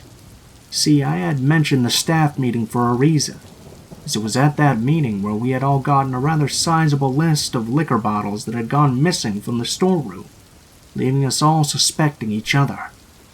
I, however, would not have long to wait to figure out who the real culprit was, as a few days later, I opened the garbage bin in my kitchen to see all of the missing bottles, empty and staring back at me.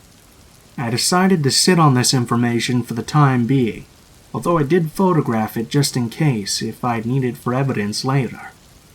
I had also called over Ben to inform him of the developments. As this was quickly becoming a detective game, we decided to enter Kearney's room to search for further evidence. Nothing of vast significance in there, with one exception.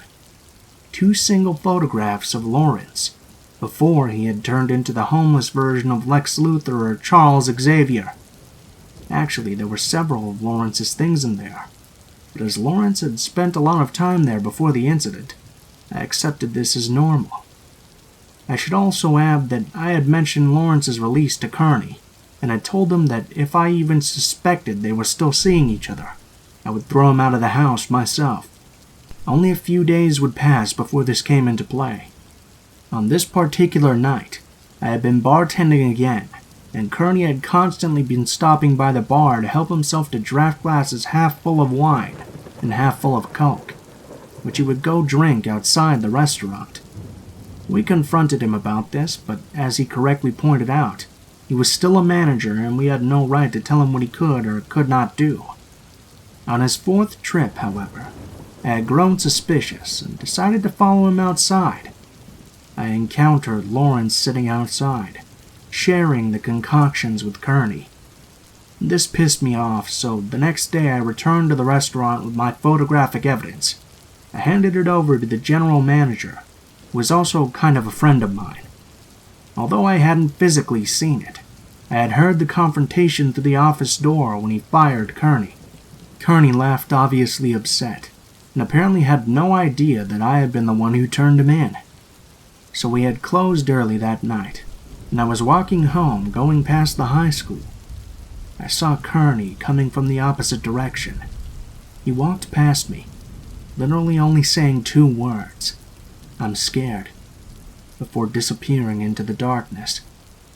That would be the last time that I would ever physically lay my eyes on Conrad Schultz.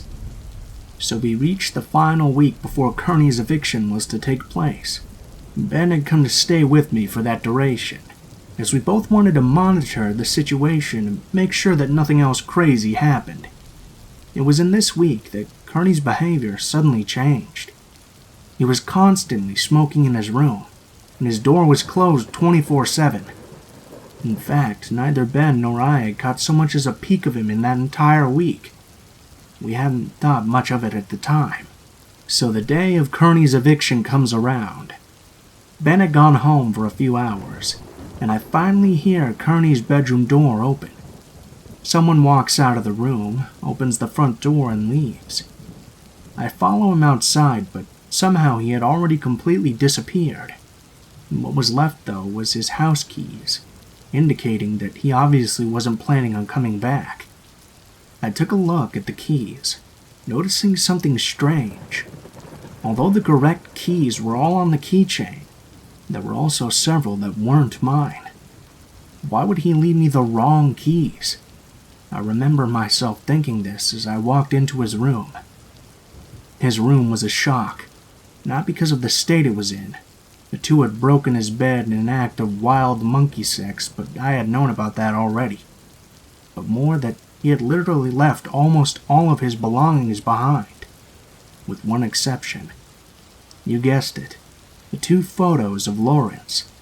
Upon further investigation, I suddenly realized that all traces of Lawrence ever being there had completely vanished, with all of Kearney's stuff left behind. There was one thing of Lawrence left behind, though, his duckling ringtone, which it turned out hadn't been so much a ringtone as an actual duckling, which now strolled around casually in the vacant bedroom. We named him Neville. So Ben returns and gets updated about the developments, both of us thinking that the way he left was rather weird. Of course, this whole situation had been weird. It was only when I asked the infamous question that this all became a conspiracy theory. "Hey, did you ever actually see Kearney in this last week?" It was to our shock that we realized that neither of us ever had. Suddenly putting puzzle pieces together, and the changing habits, Neville the duck, the wrong keys, only Lawrence's stuff being gone. It was with great discomfort that we both asked the question, who had really been living in our house this last week? During the next few days, Ben and I went on a mission, searching the town, crawling into drain pipes, trying to find any trace of Kearney's whereabouts. They all added up to nothing. Conrad Schultz had simply vanished off the face of the earth. That wasn't the case with Lawrence, though. He was still around, having made some new homeless friends. We encountered him several times begging on the streets. I would ask him every time, "Where's Kearney, Lawrence?" But he acted like he had never heard of him. The last time I would see Lawrence was across from work, attempting to break into a car. I had called the police on him, and they had arrived rather quickly, arresting him on the spot. While he was being led away by the police, I shouted after him one last time, "Where is Kearney, Lawrence?" But he just ignored me and let the cops take him away. The next day I filed a police report, reporting Kearney as a missing person and suggesting that Lawrence may know something about it, but nothing ever came of it. For those asking if anything ever came of the case, unfortunately not. I should probably add that South Africa has a unique way of closing cases, as in, after a month or two, they just send you a text saying case closed due to lack of evidence. I didn't get one in this case, but did get one in an armed robbery which I fell victim to back in 2017, so I'm not too hopeful that they did too much effort here. Regarding Lawrence, I saw him one more time after getting arrested. He was only locked up for about a week. After that, though, he disappeared. I'm not sure if he just left town or what.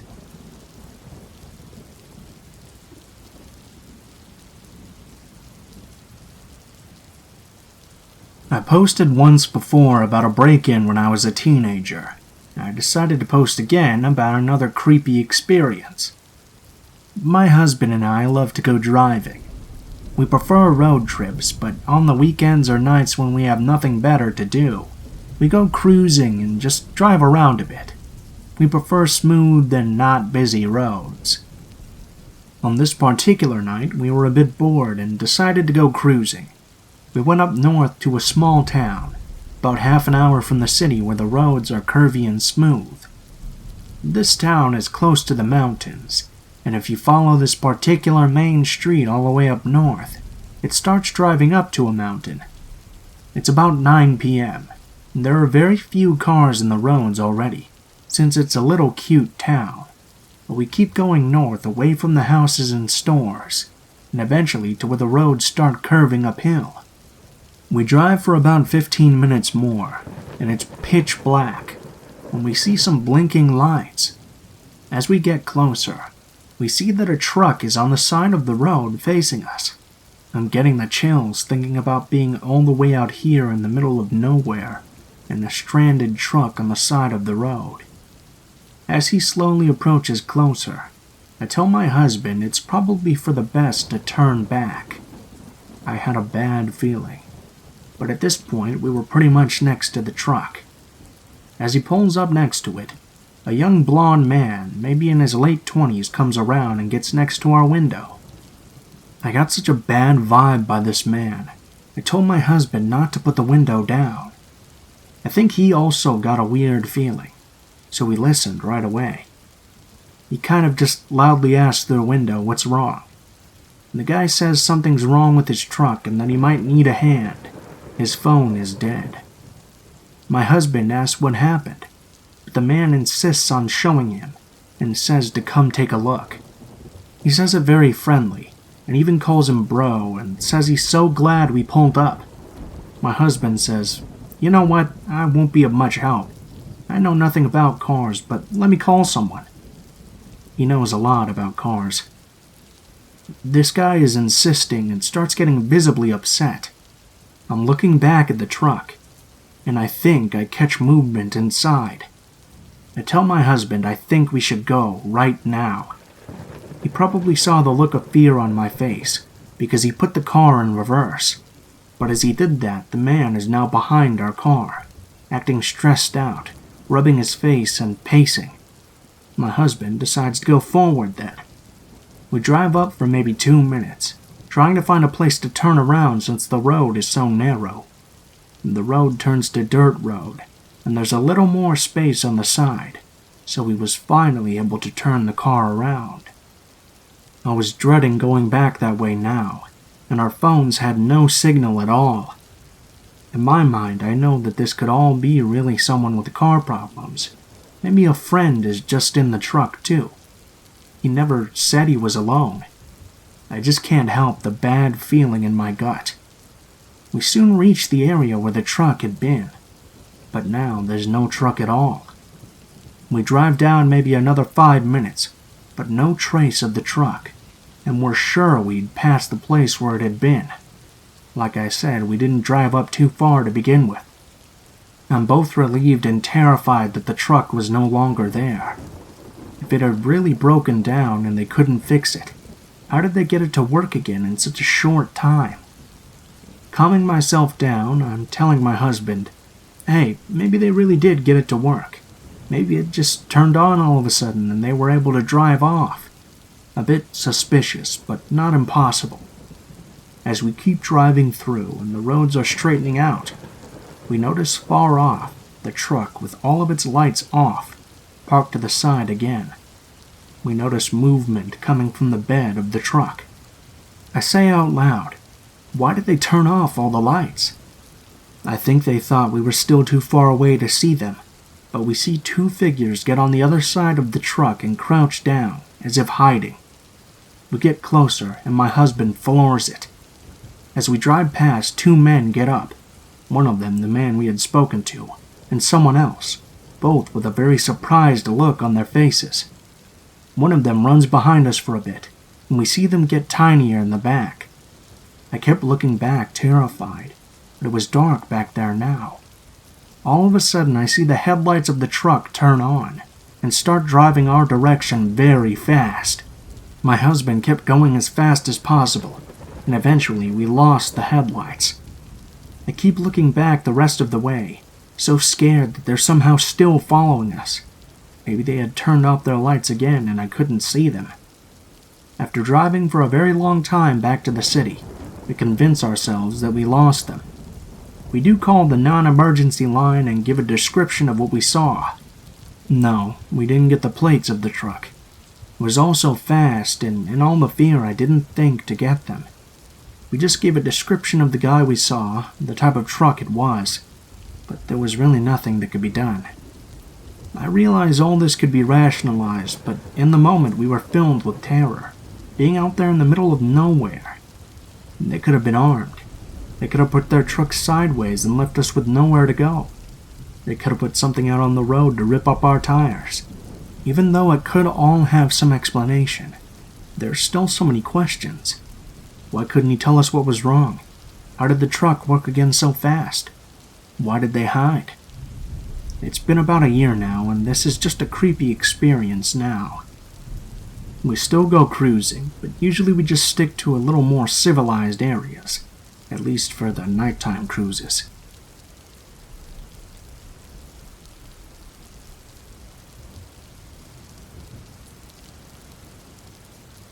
This happened to me a few years back, when I was in my early 20s. At the time, I worked in a department store, at a makeup counter. The job relies heavily on good customer service and building relationships, because you want people to keep coming back to spend money on your products. We're given personalized business cards so that we can build our own client base, very important for a commission department. It's not uncommon to be familiar with people who frequently shop in the store. As workers, our training is focused on being friendly and accommodating. One day, while I was working, I had to move to a makeup counter that wasn't my own, to cover someone's lunch break. It was a really slow day, so I was just leaning on the counter, people watching. I could tell most shoppers were just browsing, so I kept to myself. One of the people that I noticed was a very tall and broad man. He walked very slowly, almost hunched over. His face was fixed very aggressively, like he was angry but focused. He circled around the counter a few times, but I could feel his gaze resting on me instead of the products. After a few rotations around the department, I decided to greet him in case he needed some help. It wasn't until he came directly over to me that I realized just how big the man actually was. I'm a 4'10", 140-pound female, so I always feel pretty small regardless. But even with this man's slouched posture, he was well over 6 feet tall, and well over twice my weight. I'll never forget his teeth. They were completely black in the front. Your eyes couldn't help but go right to them. Despite this menacing appearance, he was quite soft-spoken. Truthfully, I could tell he wasn't all there by the way he talked. He told me no when I asked if he needed help, but he requested my number. So direct. We had never even spoken before. I declined and said that I was in a relationship and that it would be inappropriate. He then asked if he could have a business card for the counter, in case he wanted to get some products later. Since I wasn't on my normal counter and I really wanted him to just go away, I handed him my coworker's business card and told him to call if he had any questions. It worked, and he walked away right after that, filling me with a bit of relief. Only a couple of minutes later, though, the phone on the counter starts to ring. I answered with my peppy customer service voice and say, "Thank you for calling. How can I help you?" Immediately, I know it's the same guy when he starts talking. He asked me again for my personal number, and I explain once again that I cannot do that. He just wants to talk, he explains. Since he wasn't getting the hint, I say, "I should have told you that I'm married. You can't have my number." Politely, he apologizes and then hangs up. I thought that would be the end of him, but for the next few weeks or so, I spent much of my time at work anxious that he would show up. I would see him every week, and he would lurk around the counter just looking for me. Any time I would see him, I'd immediately drop what I was doing to run and hide or run to the closest customer and offer any bit of assistance to make it look like I was busy so he couldn't talk to me. I successfully managed to dodge him every time, and it came to the point where I stopped seeing him finally. I was thrilled. I had almost completely forgotten about him, until one day I decided to go to Walmart by myself to pick up a few things on my day off. I generally like to shop alone. I can take all the time I need, and I like leisurely looking around. I grabbed a basket and made my way over to the cosmetic and wellness section, since that's where most of the things I needed were. I only managed to grab a few things before I locked eyes with him as I walked by the supplement aisle. I had recently changed my hair color and wasn't wearing my work uniform, so I didn't think he'd realize who I was. I was ready to just go about my shopping and ignore him, until I noticed that he'd dropped all the items he'd had in his hands and started running my way. I panicked and swiftened my pace immediately. I thought to myself, he's not really going to follow you through the whole store, right? But as I turned around to look, I could see his humongous body just plowing through people, with that same terrifying look on his face, only a bit meaner. His black teeth growing closer with a snarl. Since the direction I was walking was the opposite of the exit, there was no way in hell I was going to turn around. I decided that my best course of action would be to follow the perimeter of the store and cut down the center section, which would bring me close to the registers. I speed-walked the entire time, in hopes of losing him amongst all the people, but never once turning around again. By the time I'd made it to the register area, I could actually feel his presence behind me. Still not wanting to turn around to look, I glanced in the reflection of the soda machines that were in between us and the register aisles, just to see how close he was. To my horror, there were only about 1.5 to 2 feet between us. I was afraid to just drop my things and run out the door, in case he decided to follow me to my car. I had parked in the far back of the parking lot, and I didn't want to risk it. I also didn't want to get in line at the registers, since the lines were long and I would just be standing out in the open alone. Instead, I walked into the cluster of people crowded around the self-checkout line. I noticed another large but older gentleman with his carriage in the middle, and ran straight for him. The people were so closely clustered together that the man following me couldn't make it through. I ran over to the man in the line, grabbed onto his carriage, and said, "I'm so sorry. I'm not cutting in front of you, but there's a man that's been following me through half the store, and I'd like to stand with you." He was so sweet, and let me be with him while we waited in line. He even let me go ahead of him so I could leave quicker. As I was cashing out, I could see in my peripheral vision my stalker staring at me and pacing about, but he couldn't come near me since the self-checkout is somewhat sectioned off. By the time I had finished and grabbed my receipt, I couldn't see him anywhere anymore. I looked around, but he was nowhere to be found. I thought about asking the older man to walk me to my car, but he still hadn't finished at his register, so I decided to call my boyfriend and make a run for it. Staying on the phone, I explained to him what was going on as I sprinted to my car in tears, frantically looking around in case he tried to follow me outside. I made it to my car safely and rushed right home, breaking down to my parents about what had just happened. I could feel it in my bones that man wanted to do something to me, and thankfully I didn't find out what that was. His aggressive aura was palpable. To this day, I can still remember the adrenaline, nervousness, and the sheer terror I felt when he followed me.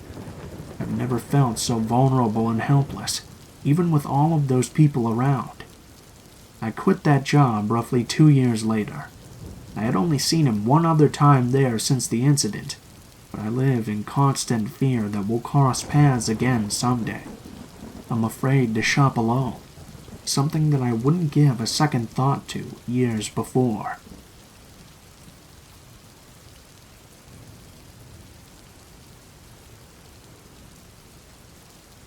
I posted this story earlier today on Entitled Parents, and have had a few suggest I post it here as well.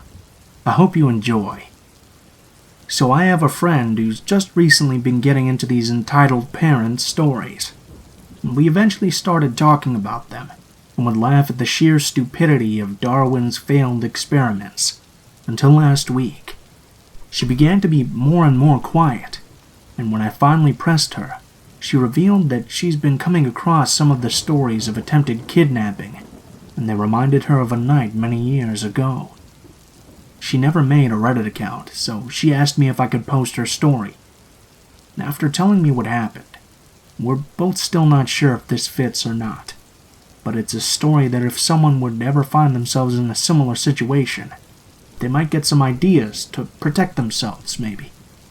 So without further ado, many moons ago, in the early 2000s, my friend Sarah was going to the local state college. Now, while the college was in the city, she lived out in the country with her father, and would use the bus system to go to and from school. One afternoon after class, her and her friends went to one of their apartments to study for some exams. Well, being the young and responsible young adults that they were, they studied for maybe 10 minutes before things turned to a more festive gathering. After a few hours, Sarah happened to glance at the clock, which caused her mind to snap. What time does the last bus run? Screaming profanities and prayers for warding off her demise by her father, she quickly ran to the bus stop just in time to catch its final trip of the night. With a huge sigh of relief, she flopped down into a seat in the back and threw her headphones on. Lost in thoughts of what elaborate tales to tell her father, she hadn't noticed a little boy walking up to her, until she noticed movement out of the corner of her eye as he sat down right beside her. She somehow managed to not recoil at the sight of the child, because while the child was completely filthy and reminded her of someone from Deliverance, it was his creepy smile that she remembered the most.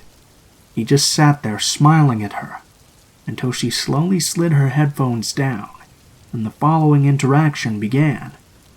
"Hello? Hello. You're pretty. Well, thank you. What's your name?"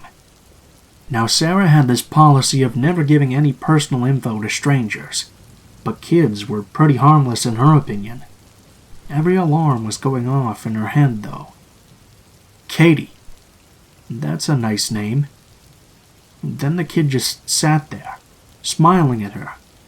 After a few minutes of smiling, the kid finally said, "You would make a great mom." He hopped down and walked back to an even more dirty and unkempt monster of a man, who she could only assume was the boy's father. Just like his son, he was smiling at her. When she looked at him, he nodded politely and kept smiling.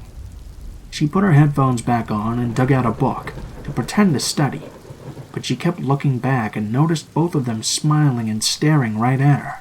As each stop came and went, she prayed they would get off the bus, but as the bus began to empty of other passengers, she soon found it was just her, some middle-aged woman, and those two.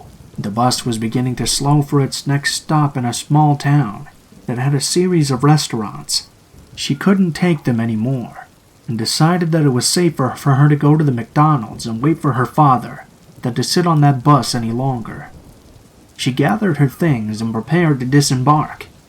As she allowed the woman to pass, she noticed the men gathering their things. Oh, hell no, she thought, but she didn't want to make it out like she was trying to avoid them, so she moved to the seat near the front and sat back down. To her horror, she watched as the man and his son took another seat and sat back down, still smiling at her and nodding. Her anxiety was going through the roof at this point, as she'd watch more stops come and go until her stop was coming up. What was she going to do?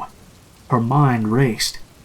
As the bus came to her stop, she gathered her things again and watched in horror as the men gathered theirs. Instead of getting off, she sat back down behind the driver. How much further until the end of the line? 3 more stops. Sarah leaned in and told the driver about the man and his son, and asked if it was possible to have the police there when they arrived. The driver looked into the mirror and told her he'd take care of it. Sarah glanced back, and her heart jumped into her throat, as while the little boy was still smiling at her, the father wasn't. She described it as the look a parent gives their child when they've done something wrong, and wait until we get home. Sarah was usually a very strong individual, but she was in tears as she took out her phone and tried to call her father. It went immediately to voicemail. Who else could she call? She finally decided to call her ex. He may have been disloyal, but she could always rely on him when it counted the most. Quietly as she could, she poured her heart out about what was happening and asked if he could meet them at the last stop. Finally, they came over the hill to where the final stop was. Frantically, she looked for something, anything that could help her, but there was nothing. Finally, the bus pulled in and the doors swung open. The man glared down at her, waiting for her to get off first. Hold up, miss. I need to talk to you about your bus pass. The man stood there for a moment until the driver told him this was the last stop, and he needed to get off. I'm waiting for my... Sir, you need to get off. If you're waiting for her, she'll be along shortly, but you need to get off right now. Angrily, the man stomped off with his child in tow. As soon as they got off, the driver shut the door. The man began yelling and banging on the door, and Sarah was scared he was going to break the glass, until she noticed 2 police cars pulling in, followed shortly by the piece of crap Jack drove. The police ordered the man away, and she couldn't hear what was being said. Jack later revealed that the man was claiming that Sarah was his daughter, and he was taking her home. Once Jack asked him for her name, he said Katie, and that was all she wrote. In the end, the man got into a fight with Jack and the officers, but was finally arrested. When she got home and told her father what happened, he tossed her the keys to his old '82 Ram, and she never rode the bus again. It was loud and a pain to drive, but she never felt safer. She did ride the bus one final time after that, to deliver a plate of cookies to the driver who saved her life.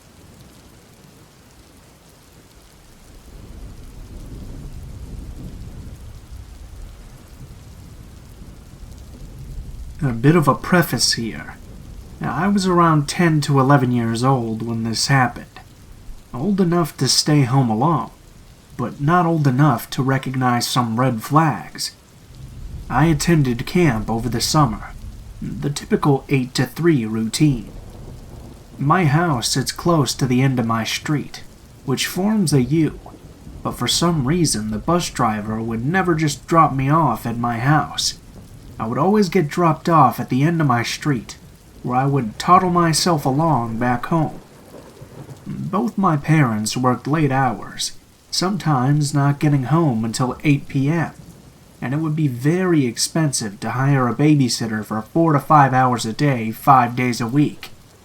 So, starting in 6th grade, when the bus dropped me off at home, I would be all by myself.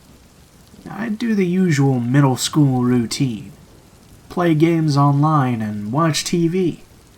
Occasionally, my neighbor's cat would come into my backyard, and I would feed and pet her as a way to get outside. The only computer in the house was in my dad's workroom, which has a window overlooking the deck, and a window overlooking the side of the house. We have large bay windows in the living room, dining room, and kitchen of my house, and since we sit on a hill, you can pretty much see the entire backyard from a nice vantage point. Most days when I got home, I'd toss off my backpack and go right to that room. You could see me walk from my front door and pop up by the computer from outside. Unfortunately, this would lead to something that I had forgotten about until now. When I got off the bus that day, I did as expected. I went into my dad's workroom and played some computer games. About 30 minutes into this, I could hear a faint meowing coming from the outside window. I paused the game to take a look outside, thinking maybe my neighbor's cat had wandered over once again. But there was nothing. I just sat back down and resumed playing, only to hear the meowing once again. It was quiet, but still noticeable, and so I checked the other window. Nothing again. This routine happened for a good 10 minutes. Eventually I got frustrated and went into the living room to watch TV. Not even 2 minutes later, meowing started coming from the window I was sitting right beside. Now I was confused and more than a little creeped out, so I shut the blinds tight and kept trying to watch TV. The meows continued, but only when they came from the window right behind me did I jump and leave the living room, officially skeeved.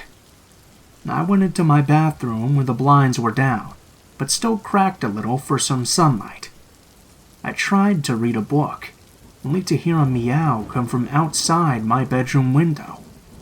This was enough for me to call my dad, concerned that maybe the cat was hurt, but I couldn't see it to be sure. He said he would have the neighbor come check it out right away, and call me back later.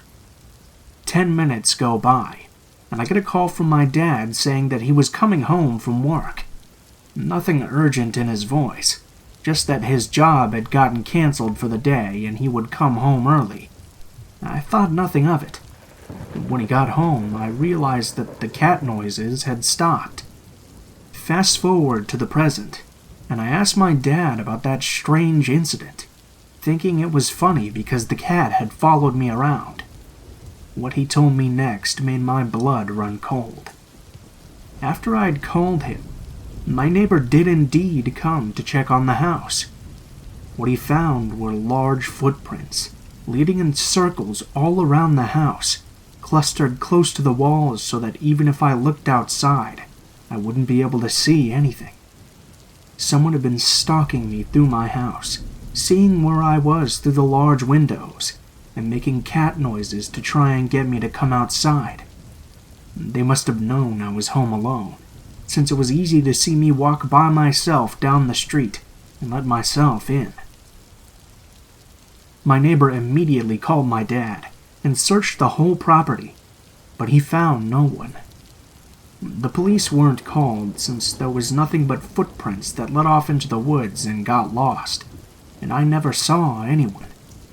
My dad stayed home with me for the rest of the week. It sickens me to know that there are people who would use these tactics to try and lure kids from their homes, and from there do whatever they wanted with them.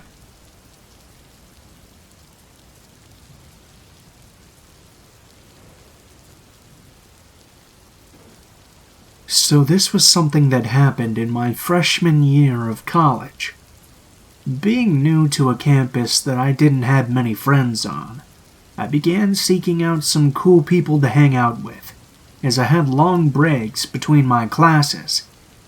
I quickly found myself spending time with a large group of girls from my math class. We began spending time in the lounge area of my campus, and made some friends through there too.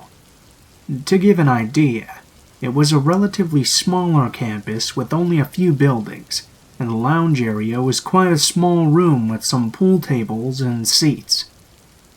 As the semester went on, we began making it a regular ordeal to all go to lunch or coffee at least once a week. Our lunch group quickly went from 5 people to nearly 20. Friends started bringing acquaintances, and so our group grew once again. One kid named Spencer, who was a friend's friend, joined us regularly for coffee or lunch. One day, word got back to me that he was into me and wanted to get my number. I nicely told my friend that I wasn't interested, and that I had a boyfriend already, which was a lie. I thought this would deter him, as he came off as a non-confrontational person. One morning, a group message was sent out by my friend Trish, who asked if we all wanted to meet up for coffee, and everyone, for the most part, agreed to meet. I arrived about 10 minutes early to almost everything, so I was used to being the first one there. Spencer arrived shortly after me.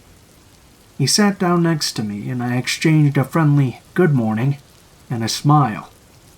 Slowly, the time passed, and no one else showed up.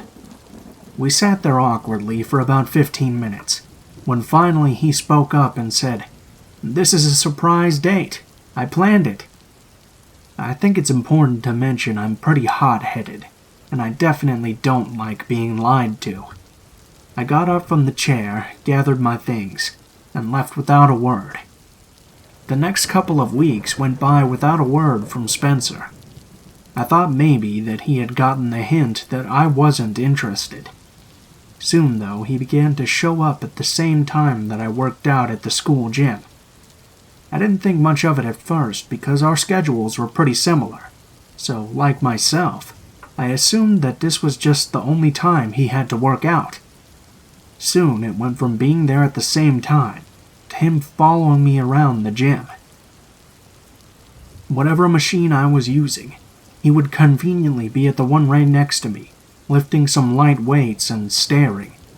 I had some friends that worked at the front desk of the gym, so I mentioned it to them and they said they'd take care of it if it got too out of hand. One day, while I was squatting at the gym, mid-rep, he walked up and pulled my headphones out and proceeded to tell me that my form was off while grabbing my waist. I racked my bar and turned around angrily, yelling at him, "Don't you dare fucking touch me." He apologized and proceeded to ask me out once again. I told him I wasn't interested and had a boyfriend anyways. Once again, a couple of weeks went by, and the only contact I had with Spencer was sitting at the opposite end of the table during our lunch gatherings. I thought he had finally gotten the hint. Then one day at the gym, as I was walking down the hallway to the girls' locker room, he walked up behind me and put both hands on either side of the wall behind my head. He said, "I know you feel the connection I do, so why don't you let me take you out?" I quickly yelled for my friend Chris, who worked at the gym's front desk. Keep in mind he's very large, about 6'3", and extremely fit, whereas Spencer is 5'7" and, well, not. Chris quickly walked around the corner to see what was happening, and came running down the hall yelling at Spencer. He was then banned from the gym and not allowed back in. One night I get a text message from a random number, stating that it's Spencer and that he wanted to apologize for what happened at the gym. I told him that what he had done wasn't okay, and that I wasn't interested in him and that I'd like for him to leave me alone from now on. He apologized again and again. I didn't hear anything else. Thinking that was the last time, I blocked his number. All was well, until one day I came home from work, to a bouquet of white lilies sitting on my doorstep. Thinking they were from my grandma, who likes to do stuff like this, I got excited and picked them up and took them inside. Then I read the letter attached. It was unsigned and just said, "I love watching you." I frantically started calling and texting friends, thinking this was some sick joke as they all knew about how creepy Spencer had been. I got concerned answers and honest no's from every single person. I panicked and threw the flowers out and made sure to lock my door. Later that night, I got a text from a random number. "You didn't enjoy your flowers? I saw you throw them away." At this point, I had had enough. I called the number, and the familiar voice of Spencer was on the other line. I lost my shit, quite literally. I didn't even let him get past his sickening hello before I started screaming at him. He then calmly stated that if I wanted to talk to him, that all I had to do was come outside. I looked out my window, and there he was, standing in front of my house and smiling. I called the cops, and when they showed up, they detained him and got a restraining order placed on him. The cops then contacted me a couple of days later to let me know he had more than one order placed for the same behavior. 10, including mine, to be exact. I had late classes that semester after this, and I called campus police to walk me to my car every night because I was terrified he would show up again. Shortly after that, I moved about 300 miles away, and luckily I've never seen him again, other than his every so often random Instagram follow requests.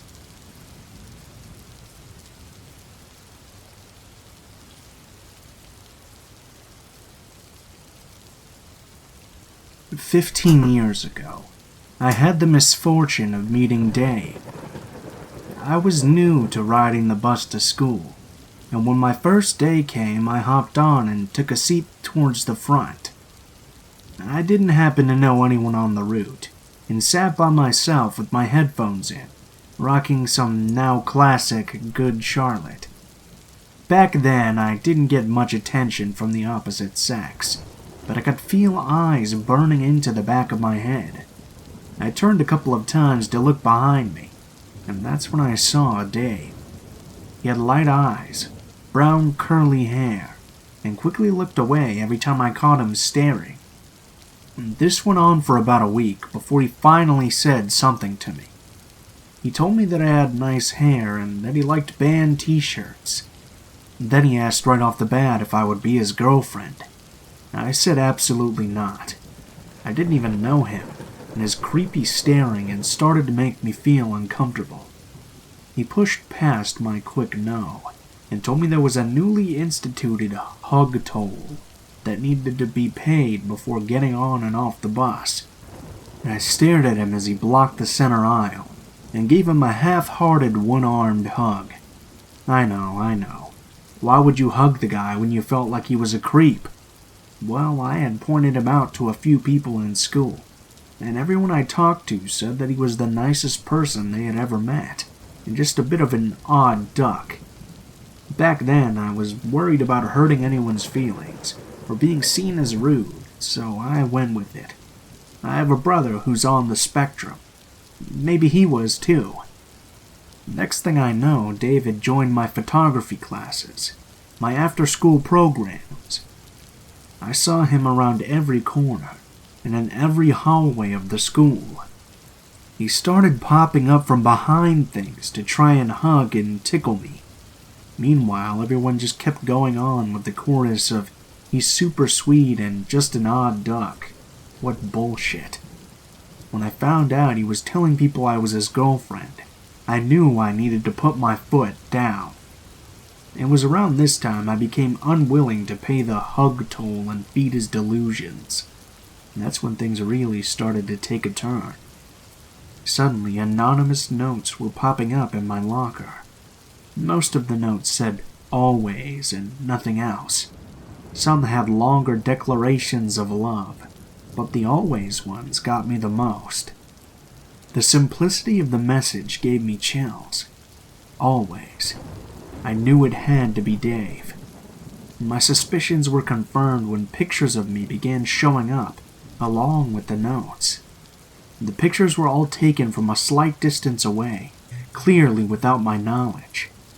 They were black and white, and developed on the same type of paper we use in photo class. I knew it had to be Dave. Who else could be doing this?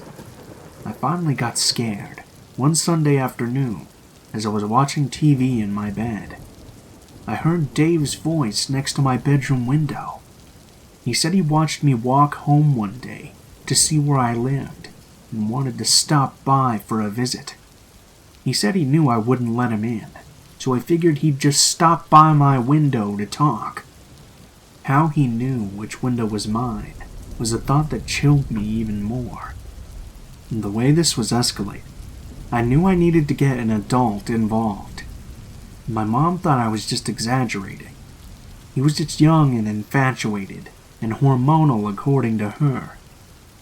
She acknowledged the notes and pictures as weird, but nothing other than some serious infatuation. So I went to an instructor at the school I knew I could talk to, and laid it all out on the table. Mr. K had also had David as a student, and noticed some of his quirks and obsessive behavior.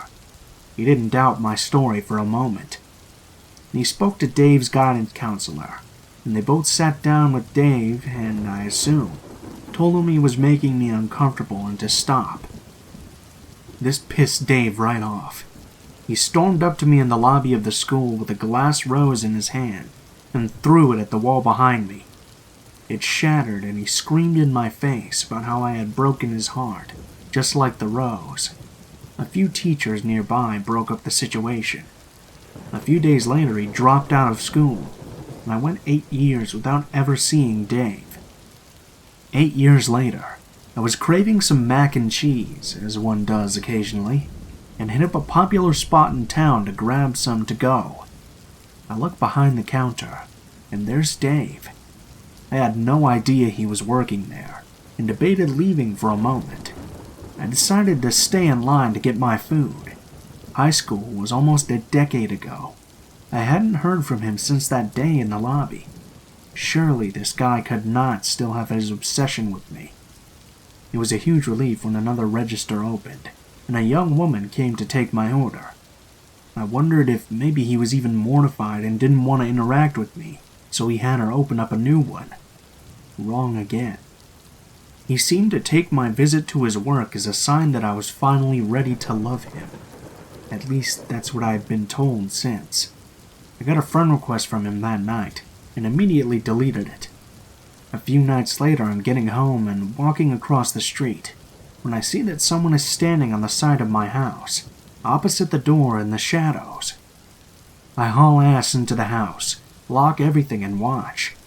It's so dark out, but I turn on the lamppost out front and hope to God I was just imagining things. Then I see him. He slinks from the side of the house, trying to stay in the shadows, and runs across the street and towards the house he grew up in. Unfortunately for him, I saw his stupid curly brown hair. I called the police and reported this, but of course there wasn't much they could do. There was no proof. He hadn't approached me or tried to get in. It couldn't be proven that it was him.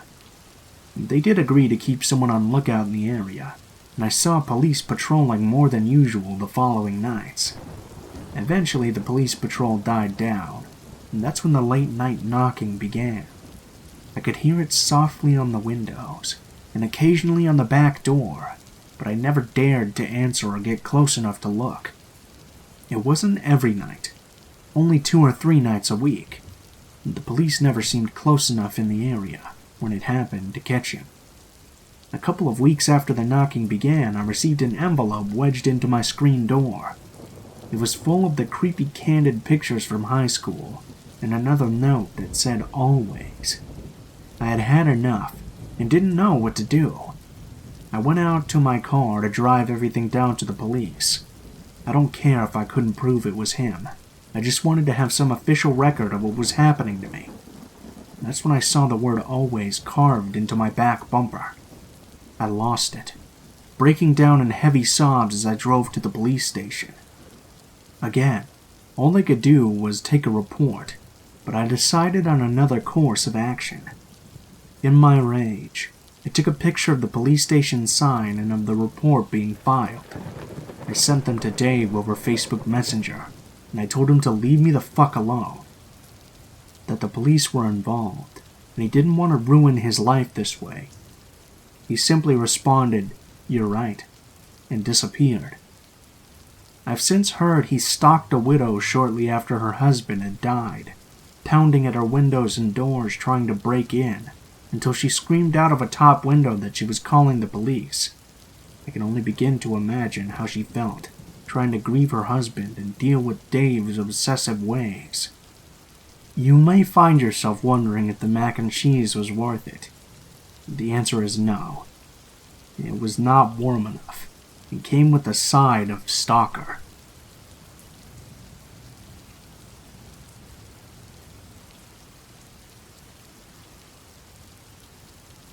So I'm not sure I know where to start with this one, as it happened 10 years ago, and the trauma makes the memory fuzzy. But I'll try my best to be precise and accurate in my telling of this. For some context, I'm a short, almost 5-foot female, who's a bit on the fluffy side. Bob is incredibly tall, probably the tallest person I've ever met, with huge gauged ears, and can, when angry, look quite intimidating. He's never hurt anyone, though. The kind of guy that nurses birds back to health. You get my drift. I grew up in a small town, big enough to have a Walmart at the time, but small enough that you knew everyone, and everyone knew you. In high school, one of my best friends dated this guy we'll call Adam. He was a grade higher than us, and generally popular. At the time, I didn't think much about him, other than that he was my friend's boyfriend. He was likable to almost everyone, charismatic and seemingly intelligent. There were things at the time, in hindsight, I should have seen, but I was blinded by youth and ignorance. Fast forward a little bit. I'm 17, graduated early and off to college. I'm a minor in a new town, over 2 hours from home, knowing nobody and living in the college dorms. It was co-ed, and a few people I knew from my hometown, but they were all older than me since I was going to college early, and I didn't have a strong relationship with any of them. My first day, I come to the door, and see that Adam is the male RA for my floor. Yes, I think to myself, I'm so glad I know someone here. We chat for a while as I unpack my stuff. My parents and I look around the campus, and they drop me off, giving lots of hugs and waving goodbye. I'm excited and terrified to lead my new adventure of independence. When I get back to my dorm, on my door is a piece of paper that reads something along the lines of, "Due to improper moral conduct, you have been expelled from college and should leave immediately," or something to that effect. I open the door and see all of my belongings are gone. I ran down the stairs and showed the paper to the front desk in tears, and they helped me figure it out. Lo and behold, Adam the RA had pulled a prank and moved all my things, underwear and fiddly bits included, into his room. I was furious, when in retrospect I should have been terrified, but I laughed it off and unpacked my stuff again. It was my first day. I was young. I didn't understand that I should have nipped it in the bud right then and there, but it's where this story really begins. Adam didn't get into any trouble from that instance, but over the next year he would occasionally play pranks on me and the other residents that were above the threshold for appropriate. At the time I was beginning to think he was weird, but nothing besides that first time was so overt that I couldn't write them off as the actions of the young and dumb. Fast forward 2 years.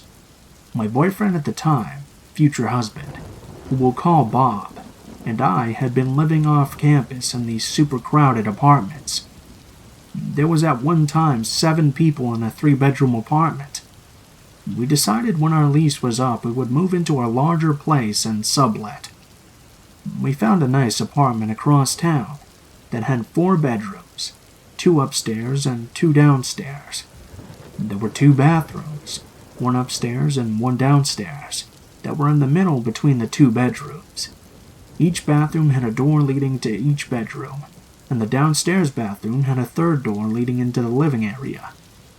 We signed the lease in our name only, and got permission to sublease under our name. It meant, though, that we were personally responsible for any damage, and the full rent amount, as the lease was in our name. Here's where we made our first mistake. Adam and his then-wife had been recently kicked out of their apartment. Being the nice, generous people we were, we offered to sublease to them month to month.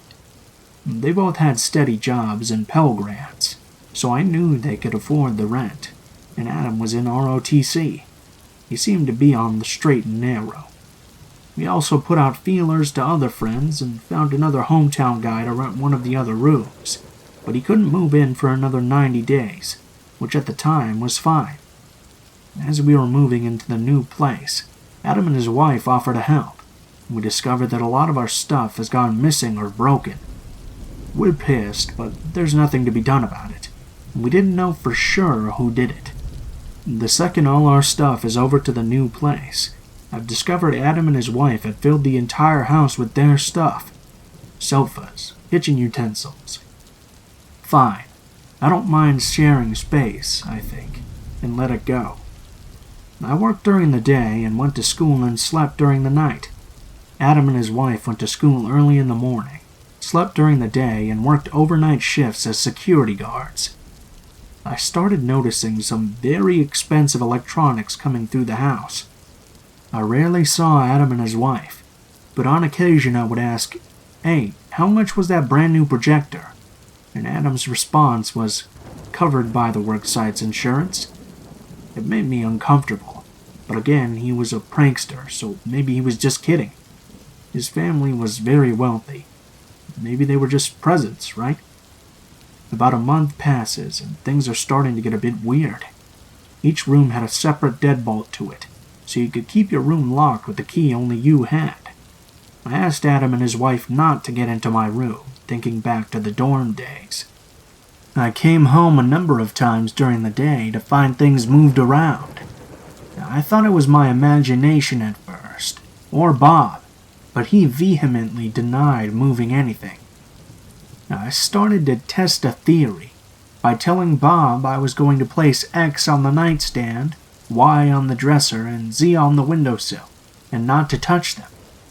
I would come home to all of them being in different places. I thought I was going crazy. My room was deadbolted, so I started to try to figure out what was going on, when I noticed that the handle to the bathroom door that faced the living room had been flipped around, so it couldn't be locked from the inside. Weird, I thought to myself, but maybe it had always been that day. So, being the handy person I am, I grabbed my screwdriver and flip it back around. Problem solved. I left a little note on the kitchen counter, saying something along the lines of, "Hey man, I fixed the downstairs bathroom. I'm going to keep it locked for my privacy. Let's have a house meeting soon. Let me know when you're available and we'll talk about it." I wanted to ask him if he had been getting into my room and set some boundaries. The next day, the note was gone, but no response. I left for my daily activities to come back and find my room had been thrashed.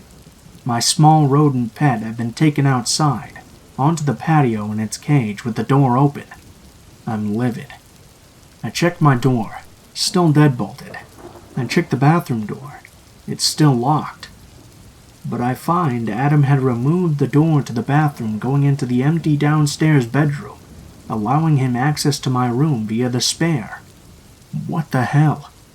I leave another note on the counter, this time explaining, "Look, we need to talk. Whatever this is not cool." At this point in time, they were never home when I was. He had been fired from his night watch job, due to things going missing, I'd assume, and gone full force into his ROTC training. I don't know where the both of them were most of the time. I was working 40 hours a week and taking 30 credits, and doing undergraduate research, so I was barely home. Bob was working 2 jobs and having to scooter across town, and then would come and see me after school on campus, so he was also rarely there. We found out later that Adam had been kicked out of college due to his behavior. Time passed and still no contact. I knew they were living there as stuff was moved around, but I never saw either of them.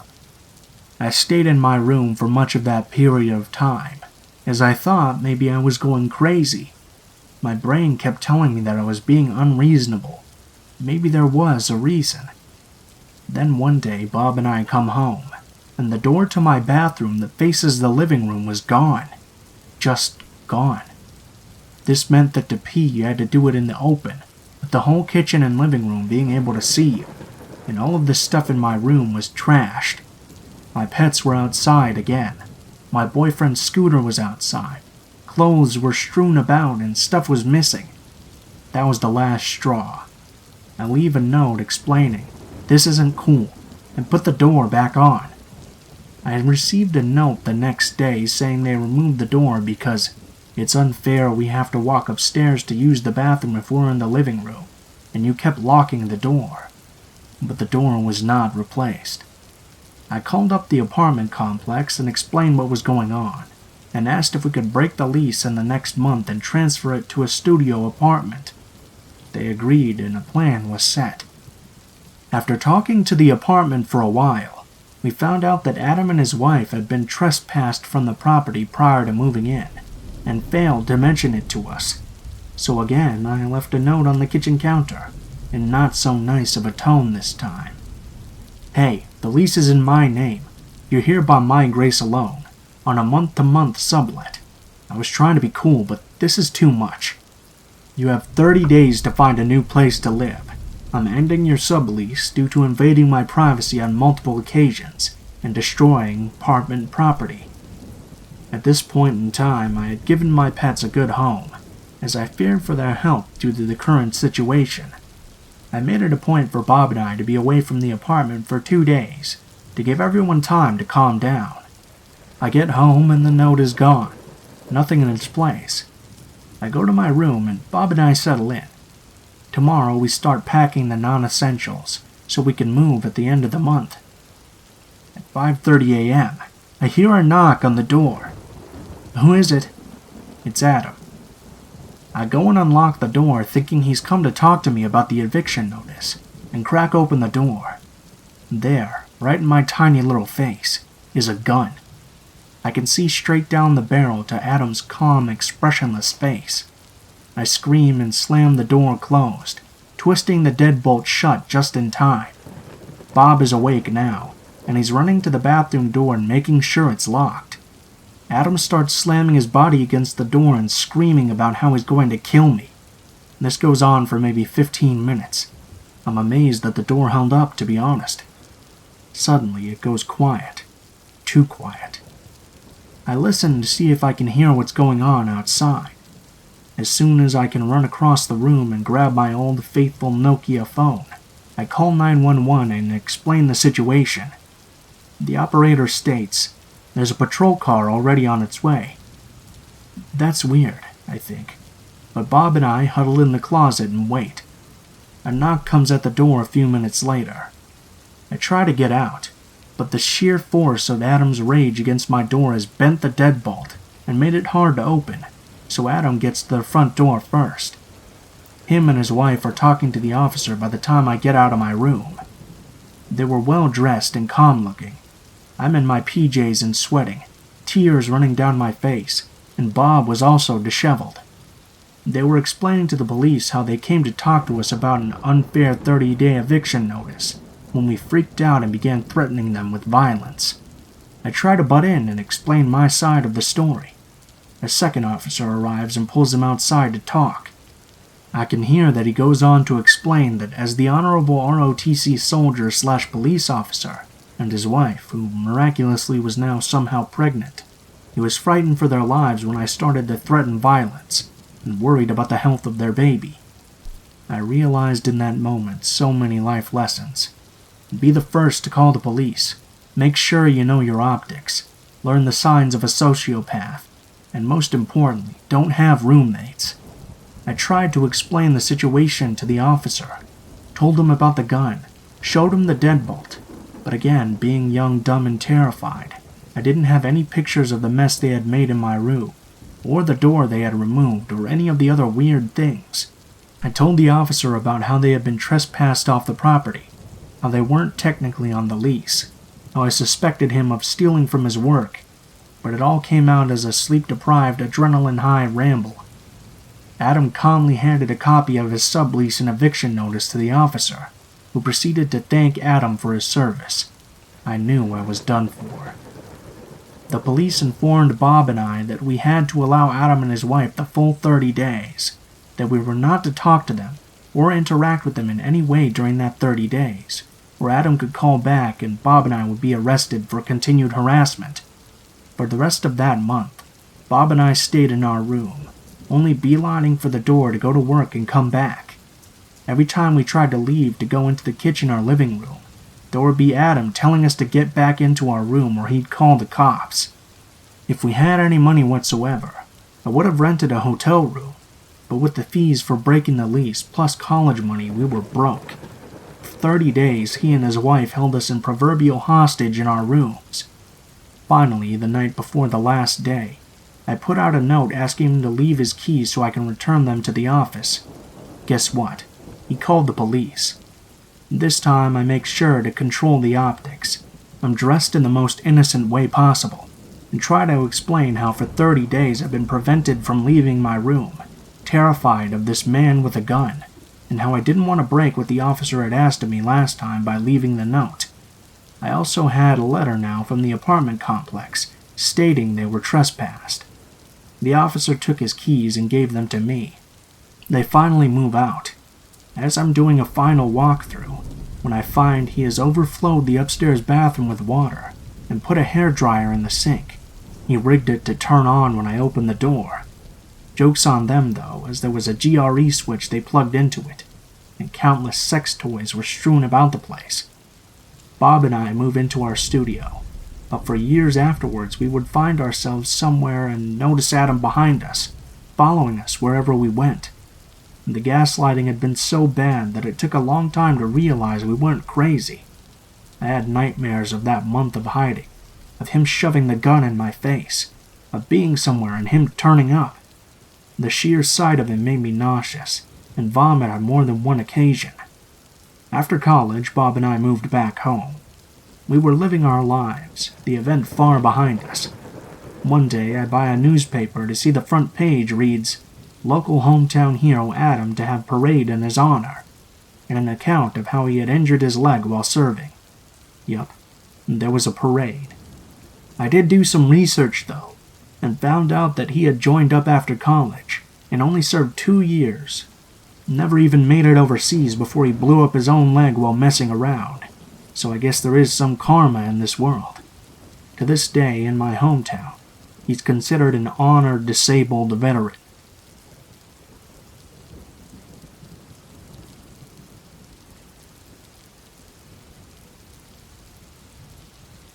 I'm going to skip some details in here, because I don't want this to be extremely long. This story starts around the fall of 2017. I was walking back to work from lunch when I passed this girl and noticed she got up and started walking behind me. She took a different route and didn't follow me. A few days later it happened again, but this time she was following me. I assumed she wasn't following me at the time because where my office building is situated, you have to go up a set of stairs and pass a few other buildings, and she didn't follow me to my building. After a while, I started to notice that we took the same train home. A lot of the time, she would be watching me. When we made eye contact, she'd immediately look away. Then she'd continue looking when she thought I wasn't looking. There's a Whole Foods across from my office. I went there for lunch a couple of times during the week. I started to see the girl sitting in the window for lunch, and she would almost always get up as soon as I left and walk the same way I did. Around this time, I began to see her more and more frequently. During lunchtime or when I got to the metro, she was almost always there. After a couple of months of this, I started noticing that she would get off at the same station as me sometimes. Sometimes she would walk the same way as me. Once I got to my place, I live in a condo with my brother. She would always pass by, but never follow me up to the entrance. During this time, I started to receive phone calls at work from random phone numbers that, at the time, I assumed were all spam. There would always either be silence on the end, or the person would hang up immediately. I started to receive fake Facebook requests from people I already knew, or who were already on my friends list. December of 2017 comes. By this time, I stopped going to Whole Foods as often. If she gets off at the same station as me, I go into a restaurant or shopping for groceries before I go home. Around this time, an old friend I went to high school with contacts me somewhat out of the blue. She said she wanted to follow me on Instagram. We text a couple of times and I accept her follow request. She contacts me again about a month later from a different number, but this time she's texting me really frequently.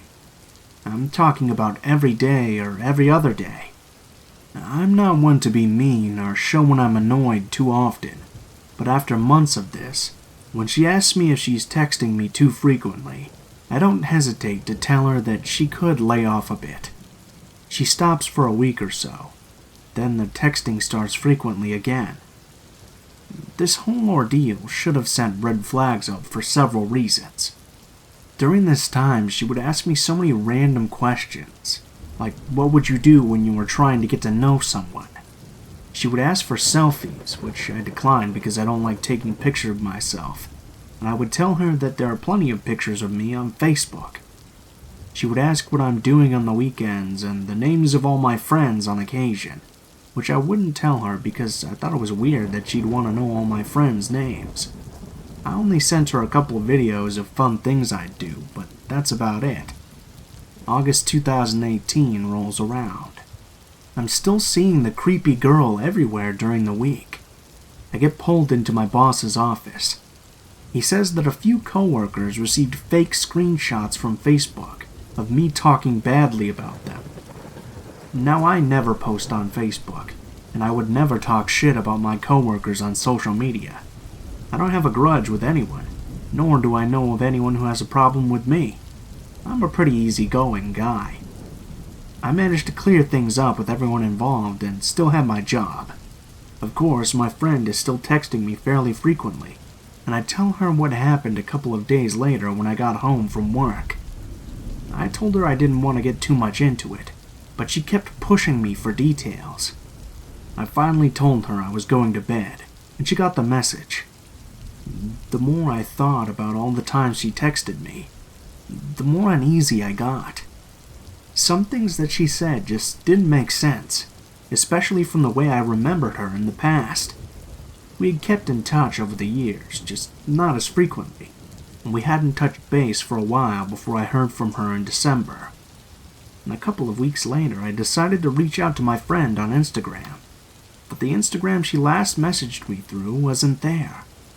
However, there was still an Instagram for her that I followed, and that follows me back. I reach out to her and ask her what her phone number was. Her phone number was completely different, and it turns out that she was never the one texting me, nor did she request following me on Instagram. I tracked the number, and it turned out to be one of those fake phone number apps. I requested to be blocked from the service, and I never heard from my friend again. After talking about it with my brother and a couple of friends, I'm 100% certain it was that girl that was following me. These things only started after she appeared. The phone calls to my office, the fake Facebook requests. A few days before, I was pulled aside by my boss. My friend texted me and told me she had a weird feeling about me and wanted to make sure I was okay. I just thought she was being weird at the time and I didn't think too much of it.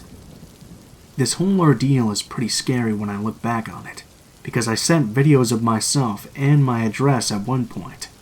My friend even confirmed a post my brother made with pictures he tagged of me on Facebook. I was texting a stranger for 8 months about my life, and they also apparently had access to my Facebook page. I still see this girl, since she obviously works in the same area as me. She doesn't follow me around as much, but when she does see me on the metro, she always watches me or sits somewhere she'll be able to make eye contact with me. I'm always careful now if anyone texts me from an unrecognizable phone number, and I'm just paranoid. I know this story might seem a bit all over the place, especially with the conclusion I came of the girl posing as my friend, but I had to get this off my chest.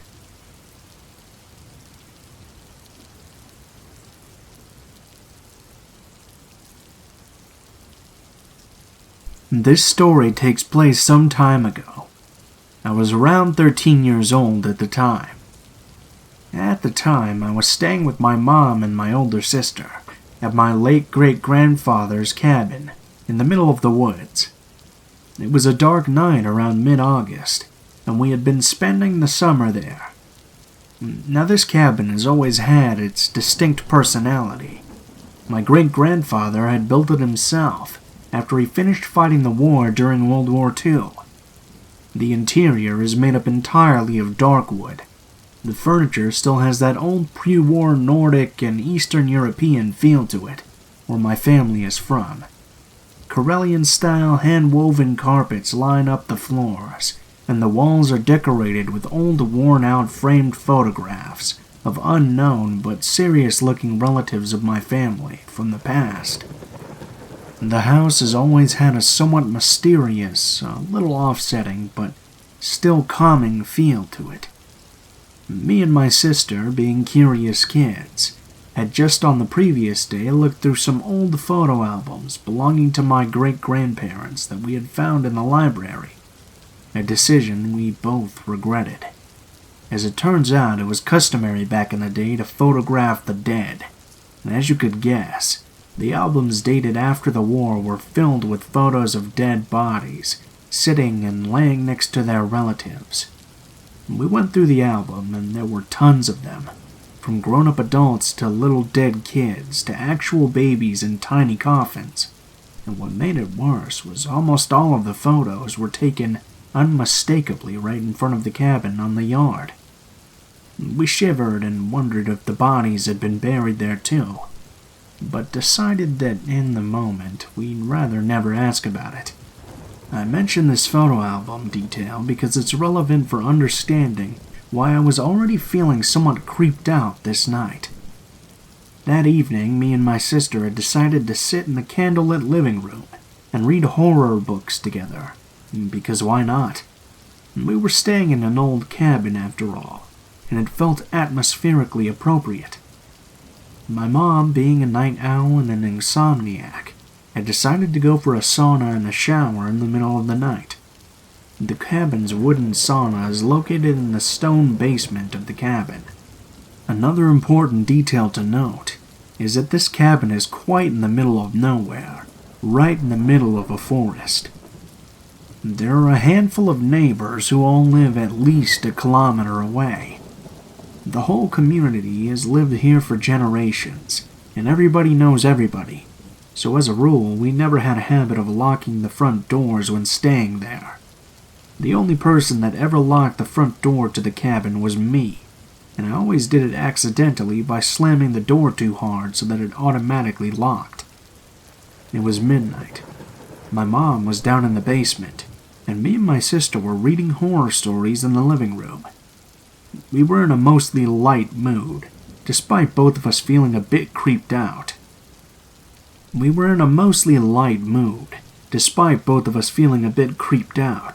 When suddenly out of nowhere we hear a faint knocking at the front door. We both jumped up. We barely ever had visitors during the day, and nobody has ever showed up unannounced during the night to this place. We decided in that moment that we're already probably mistaken and feeling spooked by the stories. It must just be the wind that was making the noise. But no. The faint knocking came again, and then a louder knocking followed. We realized that undeniably there had to be somebody out there, and they wanted to get in. In horror, we both ran to the kitchen to grab something to defend ourselves with. I grabbed the biggest kitchen knife I could find, and we had a quick chat with my sister on whether we should go to the basement to get our mom.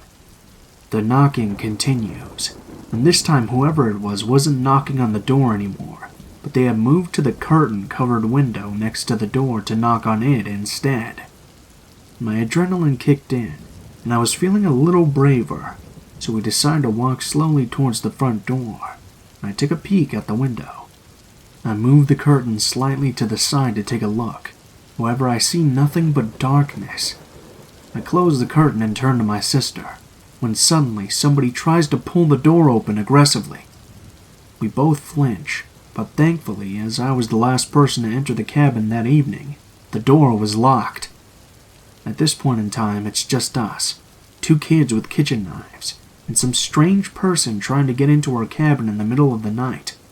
The only thing separating us was an old wooden door. At this point, we've had enough spooks, so my sister runs down to get my mom to the basement, as I stand shaking by the door holding a big-ass knife. I hear footsteps on the front porch, but no more knocking or attempts to open the door. My mom comes upstairs, and she seems to be in disbelief that anyone would be trying to get in at this hour. We all stay in the living room, waiting for more sounds, but an hour passes by and we hear nothing.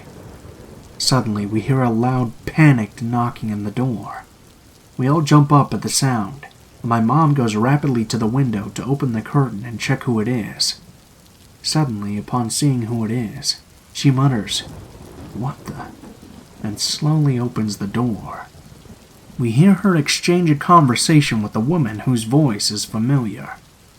We walk over to check who it is, and realize that it's our aunt, my mom's sister, who lives on the other side of the country, standing in our front porch in the middle of the night. She looks scared and panicked, and my mom keeps apologizing to her.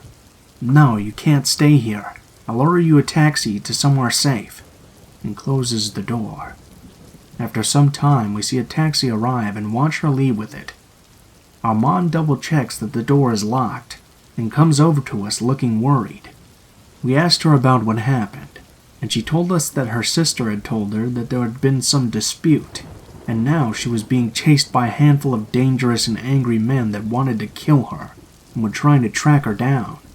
She'd been trying to run and hide from them for 2 days straight now. She's always lived a kind of wild life, but this was something completely new. The part of this story that really brought me the chills is that the aunt claims that she had just arrived at our front porch that very moment, when we all heard the panicked knocking on the door. She certainly had not been standing there quietly for an hour, or been knocking on the windows, meaning that whoever was the person faintly knocking on the door about an hour before her arrival, it wasn't her. We have no idea who it was, or what their intentions were, but I know that given the extraordinary circumstances, I would reckon it was likely one of the men that was trying to track her down.